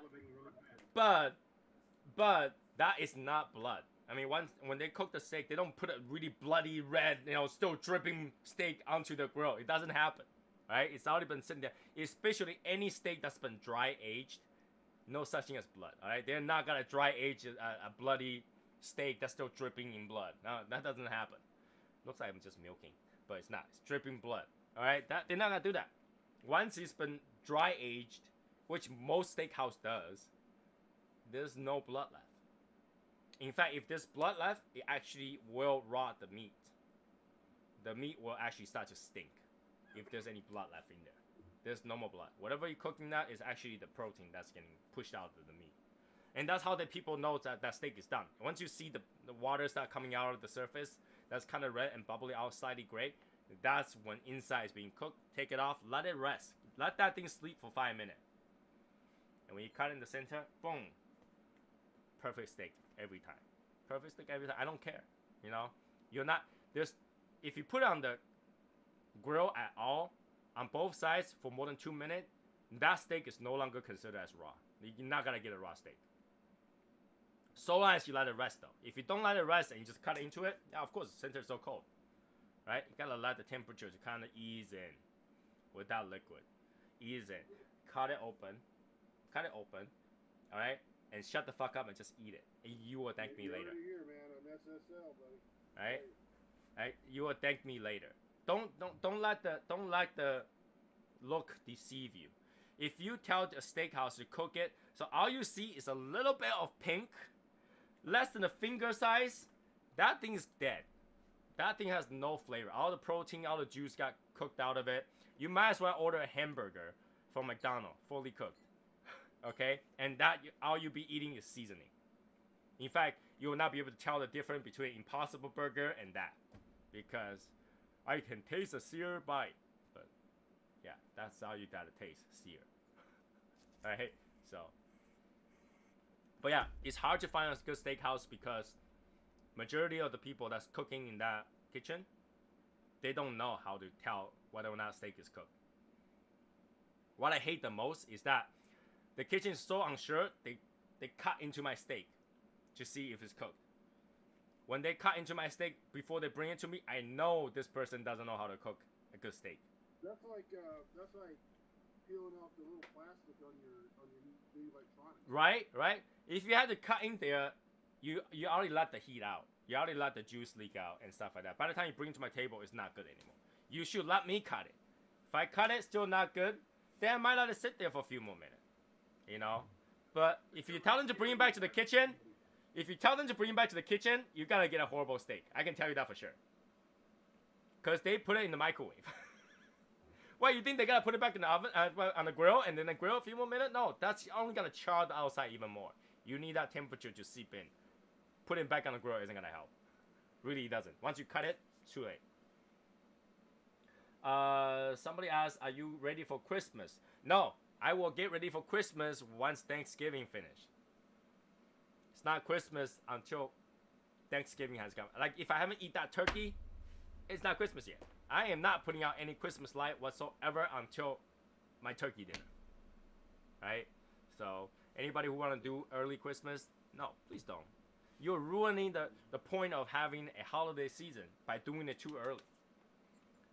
What's the point to have a Black Friday sale 2 weeks before Black Friday? And technically, we already had Black Friday. That's yesterday. Friday the 13th. But yeah, anybody have any issue with Friday the 13th? Bad things happen? No? No. Broken mirror? Black cat walking by? I think the first... Got blown up on Friday the 13th. See, my daughter was born on Friday the 13th 26 years ago. Wow. Oh, good day. I think the first movie was good, and then all the rest of them sucked. It's funny that we statistically consider Black Friday, Friday the 13th was a bad day. But it's actually, statistically speaking, more people have good day than a bad day on Friday the 13th. So, it's funny how it works out, whatever that is. I need another cigar. What should I smoke? Got half an hour. Can have a short cigar. Hey, Tony, you gotta smoke a nasty Fritas if you have one. I am not doing nasty Frida. Nasty Frida is literally what the name implies. It's nasty. It's not nasty. It's good. Yeah, they're actually not bad for 30-minute smoke. Well, consider the first time I smoked it backward. Yeah. Not for me. Not for me. Let's see what I have. I really like those papas trees. Yeah, here's smoke you a little big government half Corona. There you go. Good 30 minutes. I am gonna go with New World, Connecticut. I believe this is New World, Connecticut Robusto. That's what I'm gonna have. So yeah, steak is a science. I don't know who came up with that, but you know, steak is a science. Steak is a science. Steak is a science. Some people don't care though. But you gotta know this, okay? A lot of people go to Japanese barbecue, they will cook the shit out of the steak. It actually still tastes good. But because it's marinated, you're eating the sauce rather than meat, so. So, I'm going to broach a subject that nobody really wants to talk about besides Texans. Okay. Chili does not contain beans. Period. End of story. Like chili pepper? No. Chili. Like chili in its complete form and fashion. Well, you can have chili without beans. Chili added beans because you want to be a meal. But you can have chili without beans. I like elbows in my chili. Chili does not contain beans. Period. I mean, if you have like turkey chili, they don't have beans in it. I like elbows in my chili. Yeah. No chili has beans, Tony. That's the point I'm making. So what do you call chili with beans? It's not chili. I don't know what you call it. Well, you gotta have a name for it if you know what it, it's not. I mean, chili doesn't have beans, so if you have something that has beans in it, it's not chili. Here, that's the thing. You can add whatever to it. It still doesn't change the fact it's chili. Like fried rice. You add chicken and fried rice, right? So chili with beans is just chili with beans. No, see, chili does not have beans. You can call it whatever you want. Call it cowboy beans, call it redneck beans, call it Yankee beans. Chili does not have beans. You know, I can't speak for that because I personally don't eat chili with beans all that much. I actually like chili with just meat and then some, onions and maybe sour cream. But I don't particularly like beans, so I can't tell you. Yeah, but you're a good man, Tony, because chili doesn't have beans. But I would think that, when I came over here, you can buy Texan style. It says Texan style, chili. It has beans in it. I don't know. So, how much do you smoke a day? No, that's a good question. It depends on the day. If I'm by myself all day, I'll probably have 1 cigar a day. If I'm with, something like Cigar Mechanic, I'll have 8 cigar to 9 cigar a day, not by choice. And then if I'm here in the chat, usually 2 to 3, right? 2 to 3. I think that's fair in the chat. So I got used to marijuana. Well, we don't smoke marijuana here, so I can't tell you. All right, so marijuana is not something I enjoy. Not saying that anybody who smokes has any issue. It's your choice. Yeah. So if you're gonna be on the chat, be funny. That's not. Entertain us. All right. So I you can do whatever you want. It's whatever makes you happy. But over here, cigar makes us happy. So Shane, you gonna let him pass on the sour cream? Come on, man. No, I'm not. No, chili. Yeah, you did. Chili's chili. Chili doesn't have sour cream or beans. Okay, all right, but Tony, chili. I did say sour cream because when my first time eating chili, it's on top of fries and they have sour cream and it actually tastes okay. So. Yeah, no. I mean, I'm a native Texan, born, bred. Chili is from Texas. But here's the thing, though. Would I cry if there's no sour cream available for my chili? No. But I need cheese, though. I need cheese. I'll give you the cheese. Yeah, All right? I'll give you the cheese. Onion cheese. onion cheese, I would love to have. Onion is not a must, but cheese is a must. What about elbows, Jay? Fuck no, elbows. Albert, what the hell's wrong with you, brother? Chili mac, brother. No, chili mac is not even chili anymore. It's chili flavored mac. Albert, you're killing me, brother. Chili mac, man. All right, here we go. Here. Let's answer this guy's question. This is a legit question, right? Is Cuban cigar really the best cigar in the world? Absolutely not, right? That's like saying that, like, is sushi fish the best fish in the world? It's not, right? Doesn't matter where it came from. Cigar is cigar, and every cigar is made differently, right? Doesn't matter where it's grown. Everybody has a different profile and taste. Like Shane, he likes his chili with nothing but chili. I'm talking about seasoning and meat. That's all he wants, right? Does that make the best chili in the world? For some people it might not be, right? So are Cuban cigar really the best cigar in the world? No. But is there more people in the world talking about Cuban cigar? Yes. But there's a good reason for it, because the rest of the world only have Cuban cigar. Some of the best chili there is Wendy's chili. It has beans in it. Okay, so yeah, the world will be talking about Cuban cigar, and not necessarily talking as a Cuban cigar. They're talking about a brand of a cigar. What happened? They will be talking about a brand of cigar that they like and enjoy, but the problem is all they had was that, right? You gotta know a lot of cigar we smoke on the show is not available outside the U.S. And that's for good reason, because there's embargo issue, there's different trade issues. So if you go to places like UK and stuff like that, there's a very limited amount of US cigars, the cigar that we smoke here, available there. But Cuban cigar will be very readily available all over the world except in the US. Okay, so they are gonna talk more about those Cuban cigars because that's all they have, right? But it doesn't mean that it is the best in the world. It just means more people are talking about it because that's all they have, right? It's actually a personal preference. It's like, the 4 big brand of TV: Sony, Samsung, LG, and there's one more. Oh, Yamaha. no, not Yamaha. Maybe Sharp, whatever, right? Which one is the best TV in the world? Well, that depends what you prefer, right? None of them can really claim to be the best in the world, because the reason they survive, every brand survive, is because there's always a fan of that particular brand. They like how that was. But if you ask anybody in this particular show that comes to the chat room, says, hey, is Cuban cigar really the best in the world? Most of us will say no. And a lot of us has Cuban. In fact, Shane is smoking a Cuban cigar, and he will tell you no.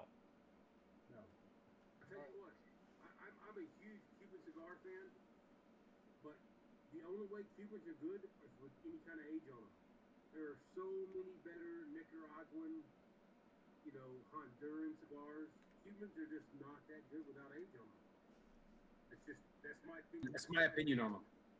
But with age on them, it's hard to beat. All right. Can I come back to the chili question? You have to? Because Wendy's doesn't have good chili.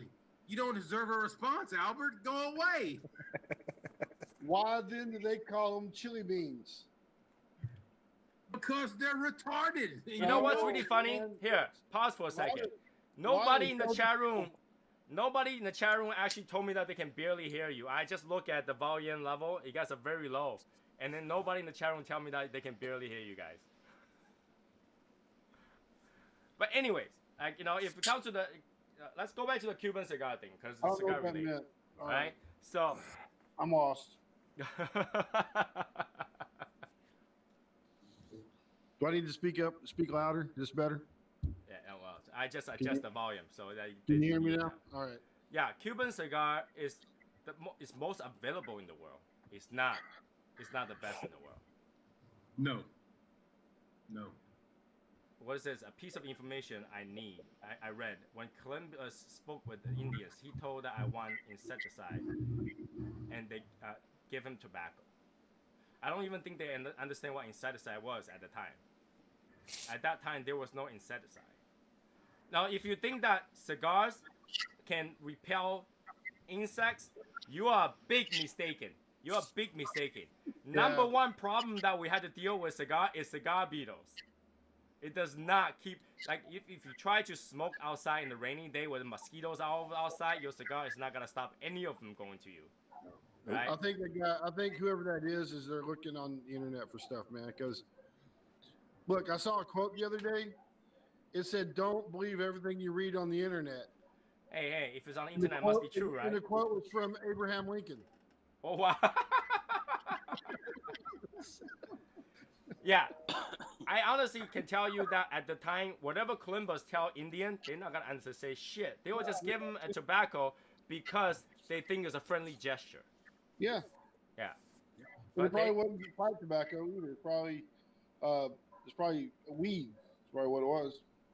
Right? So, cigar is not prone to insects. A lot of cigar leaves are particularly expensive because bugs eat them. Right? Bugs will eat them and get highway or something like that. But, bugs will eat them. And that's why, you'll see some imperfection on certain cigar leaves. You will see people trimming off cigar leaf because it's hole on it because bugs eat them. So. Tobacco was taken from them to Europe as insecticide. No. Tobacco was always been smoked by the Indians. So if they got it, they would have smoked it. They wouldn't have, they traditionally, Indians or Native Americans, they smoke. It's as part of their tribal thing. It's very normal, right? Tobacco is not even a secret back in the day. Tobacco was widely available at that time. So they will know what tobacco is. You think that Columbus is that dumb looking at tobacco that cannot tell what tobacco is? So let's ask the question, Tony. Cuban tobacco is not the best tobacco. So of our participants, what is the best tobacco? I can tell you, in my humble opinion, I think Dominican overall is the best tobacco. That's just my personal opinion. What do you guys think? I think Nicaraguans are my favorite tobacco. But then again, Nicaragua has a deeper taste, right? So Dominican has a lighter taste overall. It's a more smooth taste. So it depends how complex you want your cigar to be, right? Honduran. Honduran cigar has this unique flavor. So a lot of people actually look for Honduran cigars. But, there's not many companies that actually make Honduran cigars. Yeah. Davidoff was actually well known for making Honduran cigars, to be honest. No. I mean, Rocky Patel is probably the biggest, right? Other than that, maybe Juan Lopez. So, yeah, I think there's a lot of misunderstanding. So it's a good thing that this guy decided to ask the question so we can answer that. But the truth is that a lot of people will search on the internet and then they will look at a cigar. Especially only in the U.S. where you will search for Cuban cigar. Yeah. Okay? The rest of the world, you will not care because you can go to any cigar shop and all they have is Cuban cigars. Yeah. All right? And only in the U.S. you will look for Cuban cigar. And that tells you whether or not Cuban cigar is number one in the world. It's not. It's over here. It's kind of a unicorn because embargo, you can't buy them. But it also tells you if the person's a cigar smoker or not. Because if they're a cigar smoker, they aren't looking for a Cuban cigar in the U.S. Actually, but that's the thing though. A lot of people, like the snobs, will only get Cuban cigars. At a shop.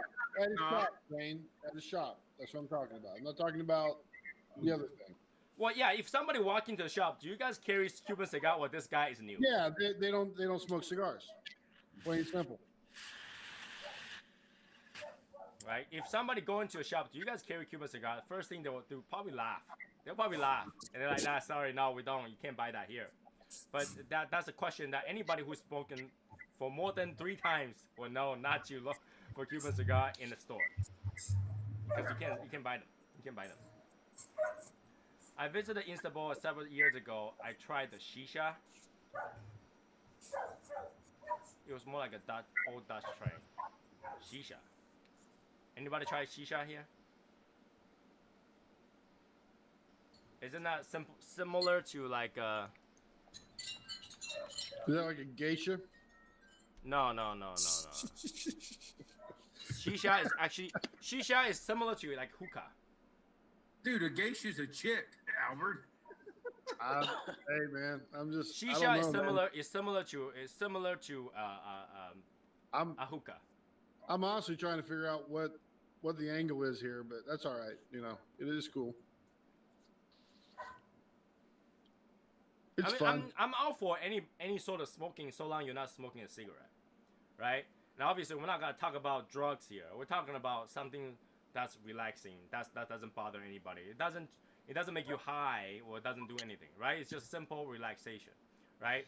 And hookah is one of those that, you know, it's just simple tobacco with fruity flavor, and you can literally get the same experience through pipe smoking, which they are kind of infused. You can get that with acid cigars, which they are kind of infused, fruity flavors. I'm not particularly like fruity flavored tobaccos, so I smoke. You can get it from mushrooms too. Say that again. Something about mushrooms. Watch out for what mushroom you're smoking. You might get the wrong one, you know? Matt was trying to smoke some orange peels one time. He's like, I wasn't doing anything. I'm being attacked now. I'm trying to taste that orange, man. Never. Shisha is Arabic word. They drink tobacco under a bottle of water that has long hose. I think that's still considered. Yeah, it's like a water diffused tobacco. Oh, yeah. I don't know. There's so many ways to do tobacco, but there are some that's really not healthy. Like, please try not to chew tobacco. They're not healthy.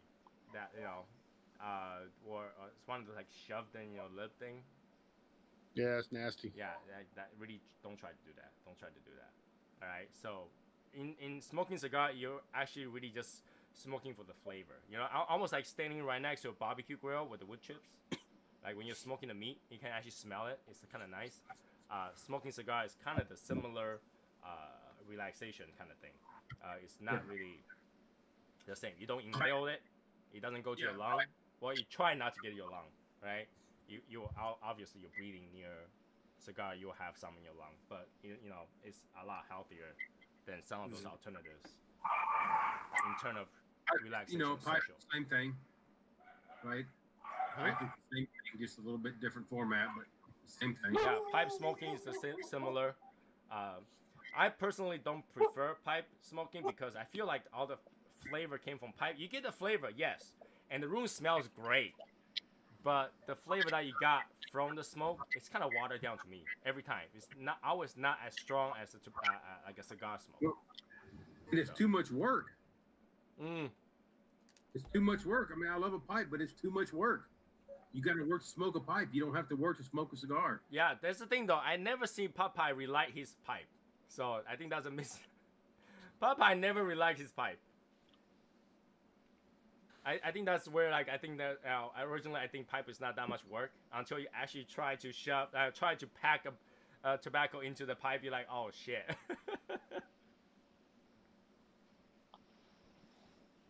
So yeah, smoking cigar is more of a social thing. So when you're smoking by yourself, yeah, you gotta smoke less. When you smoke with friends, you tend to smoke faster and have more, right? So to sum up your questions, now, a lot of stuff that you search about tobacco online, it's probably not true. It's good that you come here and ask us. You know, some of us has that knowledge, has that. I guess can give you the educated guesses, like the hypothesis, what they would. But if you read it online, there's a lot of negative press. There's a lot of false information, and there's a lot of safety information. What I mean by safety information is like if you search online how to keep tobacco. What do you guys gotta get if you search online how to store tobacco?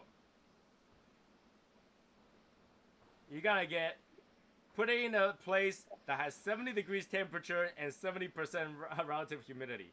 Only that, right? And you gotta get a humidor and all that stuff. No, you know, it's actually not that complicated. So he said this way of smoking make you over the moon. Who's the he? Unfortunately, not one smoking can get you over the moon, unless you're an astronaut. I'm sorry, you're not gonna go over the moon unless you're like Elon Musk. It's like, you know what? I'm gonna go smoke in space. You know, if anything, any sort of smoking that's gonna get you high, for any reason, you're not enjoying the smoking experience. You're enjoying messing yourself up, right? And then you're the type of person that will actually enjoy being schizophrenic or something like hallucination. That's, then you don't even just smoke. You just have to get old. Get old, have a stroke. You'll have that every day. Someone is talking to you all the time, right? So, my grandfather liked to smoke rolled tobacco, the old way of smoking. Rolled tobacco, like you just take tobacco leaf and roll it and just smoke it. I'm not too sure. That might be way over my time. So, there are some people that actually, in Asia, that you can buy tobacco on, like, shaved tobacco on its own and go home and roll it yourself. But those are similar to cigarettes rather than cigars. So, I mean, tobacco is widely used all over the world. It's just how you use it. It's how you use it. But I've not heard somebody use tobacco insecticide. That doesn't work. Not once I can go out smoke in a while and not get bitten by a bug of some sort. If tobacco actually can be an insecticide, then my backyard will have no bugs. My backyard have no bugs. It doesn't bother them. I can blow smoke right on a mosquito. It doesn't do anything.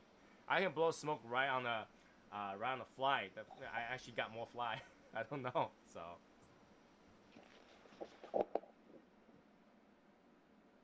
Look at that ash. It's actually not bad. It's AJ for you. Any of you on the second one already or no? Am I the only one that's on the second one? Come on. You guys are slow today. Slow. Usually I'm on the first one. You guys are on the second one already. But today I'm on the second one. You guys are still on the first one. What's going on? What's going on? Matt's on his second one. I'm on my second one, Tony. You on your second one? Yeah. What's your second one today? Bolivar Royal Corona. Ah, here we go. Oh, that's right. You showed it earlier, but I couldn't tell because it's, you never show us when you're swapping. What about Jason? What's your second one? I'm still on my first one. I showed up late. Did you have a second one available? I don't. Huh. I got children to wrangle when this is over. Ah, okay. Actually, they're standing in the kitchen doing whippets with the whipped cream right now. Whipped cream? No, you cannot. And here they come. So yeah, cigar is it's a touchy subject all over the world. Actually, it depends really where you are. I mean, only the U.S. people really hated people smoke cigars. Really, like when you go outside and somebody see you cigars, they feel like there's a need to tell you not to smoke it. If I do that in Asia, no one bat a word. They actually think that is something that really rich people do, so they don't even say a thing. And in Japan it's the same thing. When I smoke obviously Japan, you can't just walk and smoke. You cannot.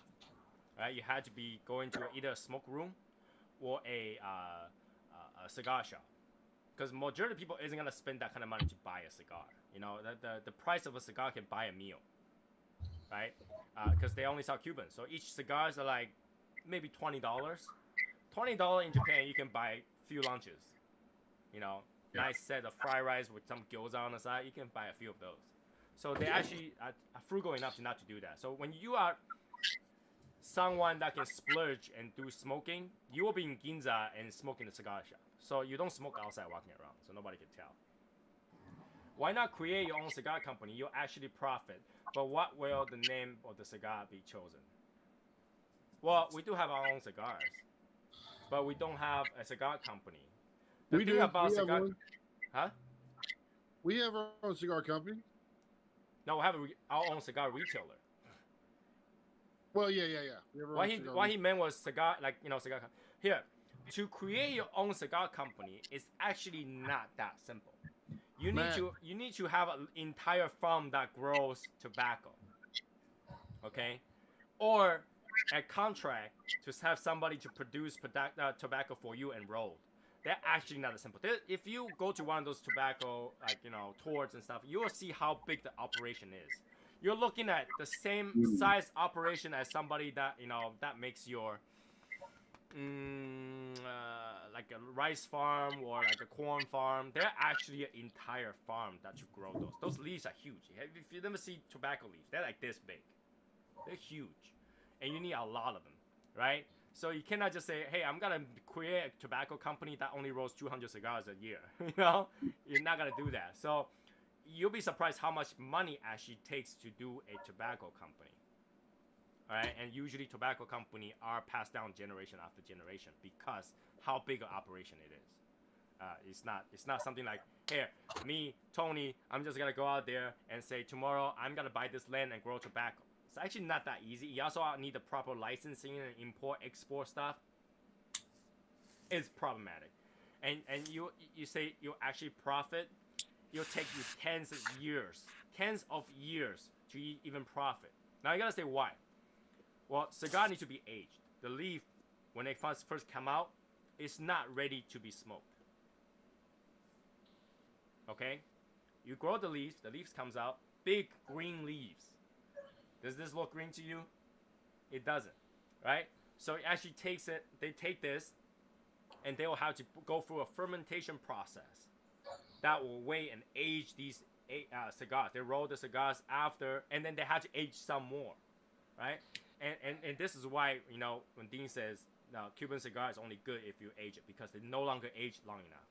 You gotta age them 3 or 4 years. So literally, you had to run your operation for 3 to 4 years before you even start selling your cigars. Right? 3 to 4 years to selling a cigar. And not to mention the years that you need to educate people about new cigars coming out, because there's so many cigars in the market. So many companies, big shop company in the market that will just eat you alive if you just want to be a new boutique company, right? You're not going to produce enough. Your prices are higher than others because you don't mass produce them. You're not going to be able to profit right away. At least the first 10 years, it's going to be negative because you can't stop. You have to continue to produce more and more and more because they all had to set an age. It's almost like a whiskey company. You think it's that easy to start a whiskey company? No. Same idea.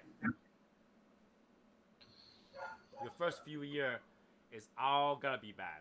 All going to be negative because you got to keep your farm going. You got to keep your farm going. And if this is why majority of cigars not rolled here. Majority of cigars rolled in Dominican Republic or Nicaragua or Cuba. Those places where you pay people pennies to work, right? Because they can only one master roller probably rolls what, 200 cigars a day. It's nice of you. Thank you. Right, 200 cigars a day. That's only 10 boxes. That won't even fill one order in the store. Right? And you gotta roll multiple vitolas. You gotta have multiple sizes, multiple blends. One person's not enough. You need like 20, 30 people rolling cigars and go through a pressing. After go through pressing this for days. They don't just press for one day. They press for a whole week. And then you gotta put on the shelf to age.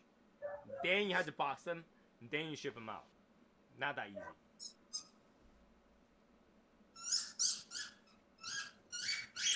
Steve Jobs was an orphan working in a friend's car garage. They started Apple. Well, you're talking about a different story. You're talking about technology is totally different story. All right, technology is totally different story. Technology is one of those, like, if you understand it, like, you know, programming and stuff like that. If you understand it, you have a know-how, you can create something, right? And that was just happened to be the right time, the right place where no one was competing. So, you know, at the time, MS DOS, right? Steve Jobs didn't start Apple. Palo Alto started Apple. That's a fact. His friend, what's his friend's name? The fat guy with the beard. Steve Wozniak. Yeah, he's literally the guy that did all the work. Steve Jobs the brain to have the concept. So there is it's a huge difference. There's a huge he was a salesman. So he sold one of the first games to Atari. Steve Jobs did. So you're talking about a totally different concept. He went to his dorm and had a guy write a game, paid him like $50 for the game, and then went and turned around and sold it to Atari. Yeah, and I can tell you that, let's say if that's the case, right? Let's say I'm Steve Jobs and Matt is the Wozniak, okay? And say, hey, Matt, you know how to roll a cigar. I know how to blend a cigar. I know how to buy the materials. Can we start a cigar company in the garage? No, okay? Matt will complain about his hands broken down because he had to roll cigar all day long, try to fill the orders. He will quit in 2 weeks. Okay? Cool. So And not to Especially mention, I'll be paying Matt. You know, $1 a day, because that's how much. That's the profit margin on cigars.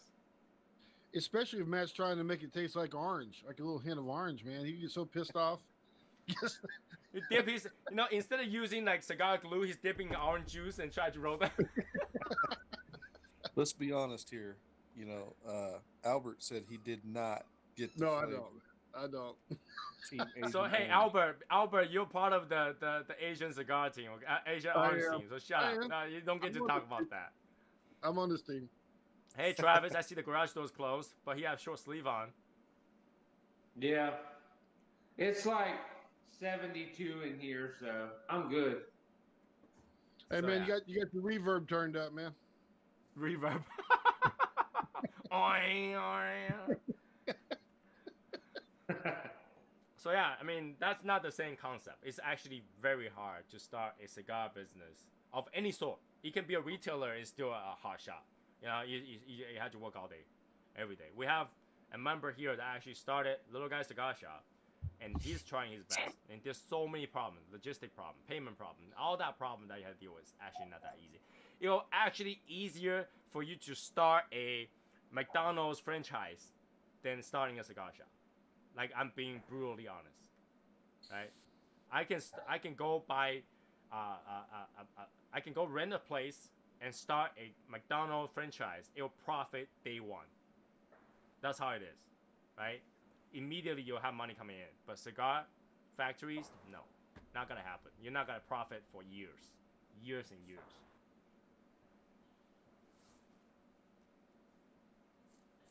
All right. Whew. Man, that was a lesson there, man. What is the most profitable thing in your opinion in the world? Food company, phone company, health company? Health company. Shit, yeah. Health company is the #1 profitable thing in the world. Right? Just think about how much insulin costs. What about jewelry? Jewelry is not that profitable. Jewelry is not profitable. Jewelry is not that profitable. You'll be surprised. Especially semi-precious, they're hard sell. Because there's a huge resale market. Yeah. Right? So fashion jewelry, you know, you actually have a lot of leftovers in the end of the year. Right? But health companies, they don't have to give you anything. You go to a doctor, you pay $40 copay, and he just say, you're okay, you can go home now. He didn't give you shit. Well, he made the money now. Alright? And they will bill you whatever they want to. Look how much it costs for insulin. It's not a treatment. It just keeps you alive. $999 dose. Crazy. Right? But methadone's free. You know what I'm saying? Priorities here. So if you think about it, food companies, they actually have to buy raw material to do that, right? But if you think about, like, you know, drug company, health companies, those materials cost them next to nothing. All the money that you're paying for goes to high price research and development, how to keep you alive without resolving your issues, right? That's where the money goes. So they're actually most profitable because that money actually spare out for people to do nothing, right? Food company, you can't. You had to consistently buy material, right? You had, like, you know, your farm, you had to consistently hard work farm. You had to raise your cows. You had to, every day you had to worry there's not going to be a food outbreak. You know, there's no lettuce recall for salmonellas, no mad cow disease, no swine flu. That you had to worry about all the time, right? And even food company depends on a health company to create those vaccines for and the things for their cows and pigs and eggs even, right? So food companies are not that profitable if you think about it. Phone companies, no, the amount of licensing and maintenance they're paying, ridiculous amount. And the amount of money they pay for, you know, overuse their bandwidth and stuff like that, ridiculous amount. It's actually a very dog-eat-dog industry. But health company, I give you nothing, but you gotta pay me because you want to live. I just Googled the most profitable industries in the U.S. and believe it or not, health and medical is #4. Well, they gotta name those food companies and those big, gigantic Coca-Cola company make ridiculous amount of money, right? For syrup, right? Number 3 is portfolio management. Well, portfolio management is not one of his lists. Number 2 is life insurance, which I believe that. What did you say? Life concerns? Life insurance. Life insurance is still a health company. And number 1 is commercial banking. Commercial banking is not really profitable. It's net worth. It says health and medical profits 84.5 billion a year. Commercial banking is 165.6 billion a year. Net. It's not real. It may not be. For example, it's almost like Donald Trump to say that he have $37 billion worth, but those buildings can drop in value. But commercial banking ties into number 3. Yeah. You gotta see. You gotta see. It actually connects to the 2 and 3 and everything. You kind of have to take investment as a separate category from commercial banking, right? Because they calculate their investment as well in the portfolio, all right? But when you come to a investment portfolio, that goes into a very gray line of what net worth is, right? Yeah. I can say this building that I invested with is worth $1 billion, but when you try to liquidate that, it's not $1 billion. You know what I'm saying? No, liquidation numbers and net worth are they can be 90% off. Exactly. So when they say that's the profitability, and that's what the company put out, says we're profitable this year, we gotta give other CEO this much bonus and all that stuff. It's actually not accurate. It's actually not accurate because they think that whatever they had raised in value. So on their book, they make income. But in reality, if they try to sell that, it's not that value.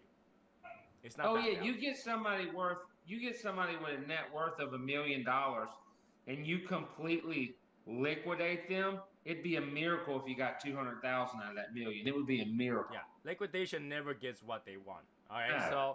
so when they say the financial industry actually make that much money, I can tell you that is not true because my wife is in the financial industry. Okay, and we all know a lot of books are considered cooked in a way. All right, it's legal cooked because it's estimate. It's an estimate. So, right. It's an estimation of how much I think this is worth. We have these people that assess the value. Again, when you assess the value, that's up to the person's opinion, right? Yeah. So if they calculate nearby of this magnitude, a little bit better, so I give it more. That's like estimate the cost of how much you repair a car, right? You know, so it's actually not all that accurate. Again, and when it comes to food, the food industry is huge.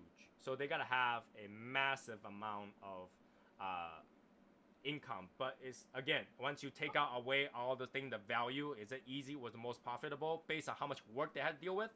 Not the most profitable because they had to go through a lot, right? Energy's got to be in there somewhere, man. Say what? Energy has to be in there somewhere. Energy is a fraud. I know. Energy is a fraud. But yeah, when it comes to it, health industry is the most calculatable because you actually get billed for it. You actually get billed for it for treatment that you don't necessarily get anything for it. They don't actually have to give you something for a payment, right? Like when you go get an X-ray, how much does it cost to do an X-ray without insurance? I don't know. It's about $200 to $500. All right. Yeah. How much does an X-ray film cost them? $5.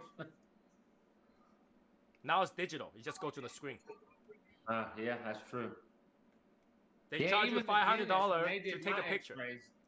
They stuck a sensor in my mouth, and everything popped up right there. They didn't do the old freaking things you had to bite down on. They stuck a thing in there, boom, pulled up my whole mouth. It was like this. And I was like, man, that's wild. Zero. Most profitable. They just got $500 for taking a picture, where you could have just go to, Polaroid shop, take a picture, $20, and they actually have to give you a film, right? They actually have to give you a picture. But when you go to the hospital, you take a picture, X-ray, it's on the computer. If you want a film, if you want an actual X-ray copy, you pay additional. You pay additional. And they charge different. Like something happened with our insurance a while back, you know, some paperwork or something. But my daughter had to go to the emergency room. They had put us in as private pay, sent us a bill for like $200 for whatever. Then we were like, no, we have insurance. We filed it on the insurance. They sent it with the insurance company, charged them, and then sent us a bill for 300 and something bucks. I mean, it was almost worth it just to pay private pay because it costed 3 times as much because of how they bill insurance. Well, that's the thing. But insurance will actually renegotiate that amount to like $10. They want to appear that your insurance is actually paying more, but they are not. The insurance can negotiate, continue negotiating. They renegotiate the 10. That's because Travis paid 300. Yeah. So that's how the health industry works. Health industry is actually the most profitable, especially if you calculate insurance to be part of it. Insurance is like a big fraud, right? Yeah. The only thing they will never negotiate on is anesthesia. You can argue till you're blue in the face. They will But never. actually, anesthesia actually have a proper value. It's $500 no matter where you go. That's They right. Actually standardized anesthesia because it's life and death. You know. Yeah. They can't charge you $10,000 for anesthesia work. No, it's $500 every time. That's right. So yeah, most profitable is health industry because in the end they don't have to give you anything and they have leftovers to do something else, right? Your food company don't have leftovers to do research and development, right? Your banking is not gonna have leftover money to do research and development. They actually reinvest those money into things, right? Especially for portfolio management, they take your money to manage it, right? They don't use their own money, so It's insane because they're the most profitable, the most used, the most, life-saving, but they're also the most crooked, the most necessary, and the most unnecessary, all at the same time, depending on the each situation. one of the 7 billion people in the world's individual situation. When you say they save people, I would disagree with that. You know, they keep you alive. That's not necessarily saving people. Well, that's what I meant. They quote unquote do what they can, I guess, to give you a better quality of life based on whatever their But standards that's are. also debatable. Like for example, cancer patient. A lot of cancer patients will tell you that after their chemotherapy, their life quality went down dramatically versus when they don't have that. Right? Do you really consider that as a treatment if you had to spend on the bed for the rest of your life and not doing anything versus someone that, you know what, I'm just gonna not do anything and live on? Yeah, like I say, you have to make that choice for yourself. You gotta weigh the pros and cons on that one. And it There's always so depends, much like TV you can watch, man. it depends. Like if you get something that's barely stage 1 and you gotta go through maybe a year of real bad quality of life and then everything's going to be fine, that's one thing. But like if you're at stage 4 and they're like, hey, you got 3 months to live, do you want us to pump you full of drugs? And you're like, no, that's two different situations. And even that, if you know the repercussion, okay, let's say if you have stage 1 cancer, all right? Yeah. Stage 1 cancer, and it doesn't bother you at all, like you might not even know it, all right? You might live on with that stage 1 cancer forever until you deteriorate enough, right? And that might be a very long time. But if you got a stage 1 cancer, you go get a treatment, and you're cured, well, they can't find any more cancer cells for that time being, right? A year later, if you get it again, you're automatically stage 4. Really? If you got a cancer before, you get it again, for the same type of cancer, you're automatically stage 4. I didn't know that. So that actually shortened your lifespan because you tried to kill it. There one person that had a stage 1 skin cancer. All right, it was in his mole. Okay, now he could have ignored it because it was contained in that mole. It doesn't do anything. The doctor has advised him to remove it. Yeah. So when they remove it, they cut the cancer out, and because they cut the cancer out, they're like, "Oh, you're fine now, right?" There was leftover. but now it's no longer encased in that mold. So it spread into his skin automatically, stage 4. Whew. So yeah, if you think about it, sometimes our body is very smart, right? Our body is actually a very smart thing. God created this human to be very smart, right? We have our immune system, we have all that stuff. But a lot of time, when we cause our own issue by living the way we are today, all the chemical we eat, all the bad stuff we do, cell phones, all that stuff that's creating the issue, right? And that's what makes us sicker. But the body cannot keep up with it. But if you think about it, a lot of people actually found out they have entry-level cancer and just go off and live in the woods and just happy ever after and live with cancer-free. There I'll are tell you this. many cases of that. I met a guy one time. We were just talking in the parking lot of a place. We were waiting on to get some vehicle titles. And I was talking to him. He was in real good shape, muscled, ripped up. The guy, we were talking, he looked about 40, 41. The dude was just in great shape, looked young. We were talking. He kept talking about his age. We're like, how old are you? He's like, well, I'm fixing to be 70. We're like, what? Like, legit thought he was joking. We're like, how do you even look like you look at that age? He said, it's crazy. He said, I live on a farm. He said, I've never in my entire life took one bite of food that we did not kill or eat that we grew off the farm. He said, I've never ate commercial food before. Were you talking to Ted Nugent? No, this guy looks way better than Ted. Ted Nugent doesn't look that young. Yeah, true. The reason I give you that story is because there was actually a documented case where a guy had a stage 1 cancer, and he's just like, I don't have the money for the treatment. I don't have anything.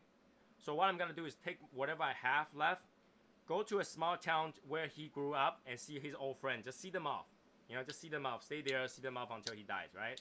So he went over there, see them off. It's a really old farm. Like, everything is like, the farm killed, farm grown, farm whatever. Every day he's just there drinking and chat with his old friend. They're really old, right? And then he survived an additional 10, 15 years before he died. And he didn't die out of cancer. When he died, they did an autopsy, he had no cancer. Yeah, they had this guy. I heard about this on the radio. Apparently, you can look it up. There's a whole big story on it. I think the guy was an oncologist, a cancer doctor. He developed some type of cancer that was pretty aggressive, and there's a whole deal on it. He went for 4 months and did nothing but watch comedy movies and do fun stuff. And basically, he just laughed and stayed happy and had a blast. Everything was comedy.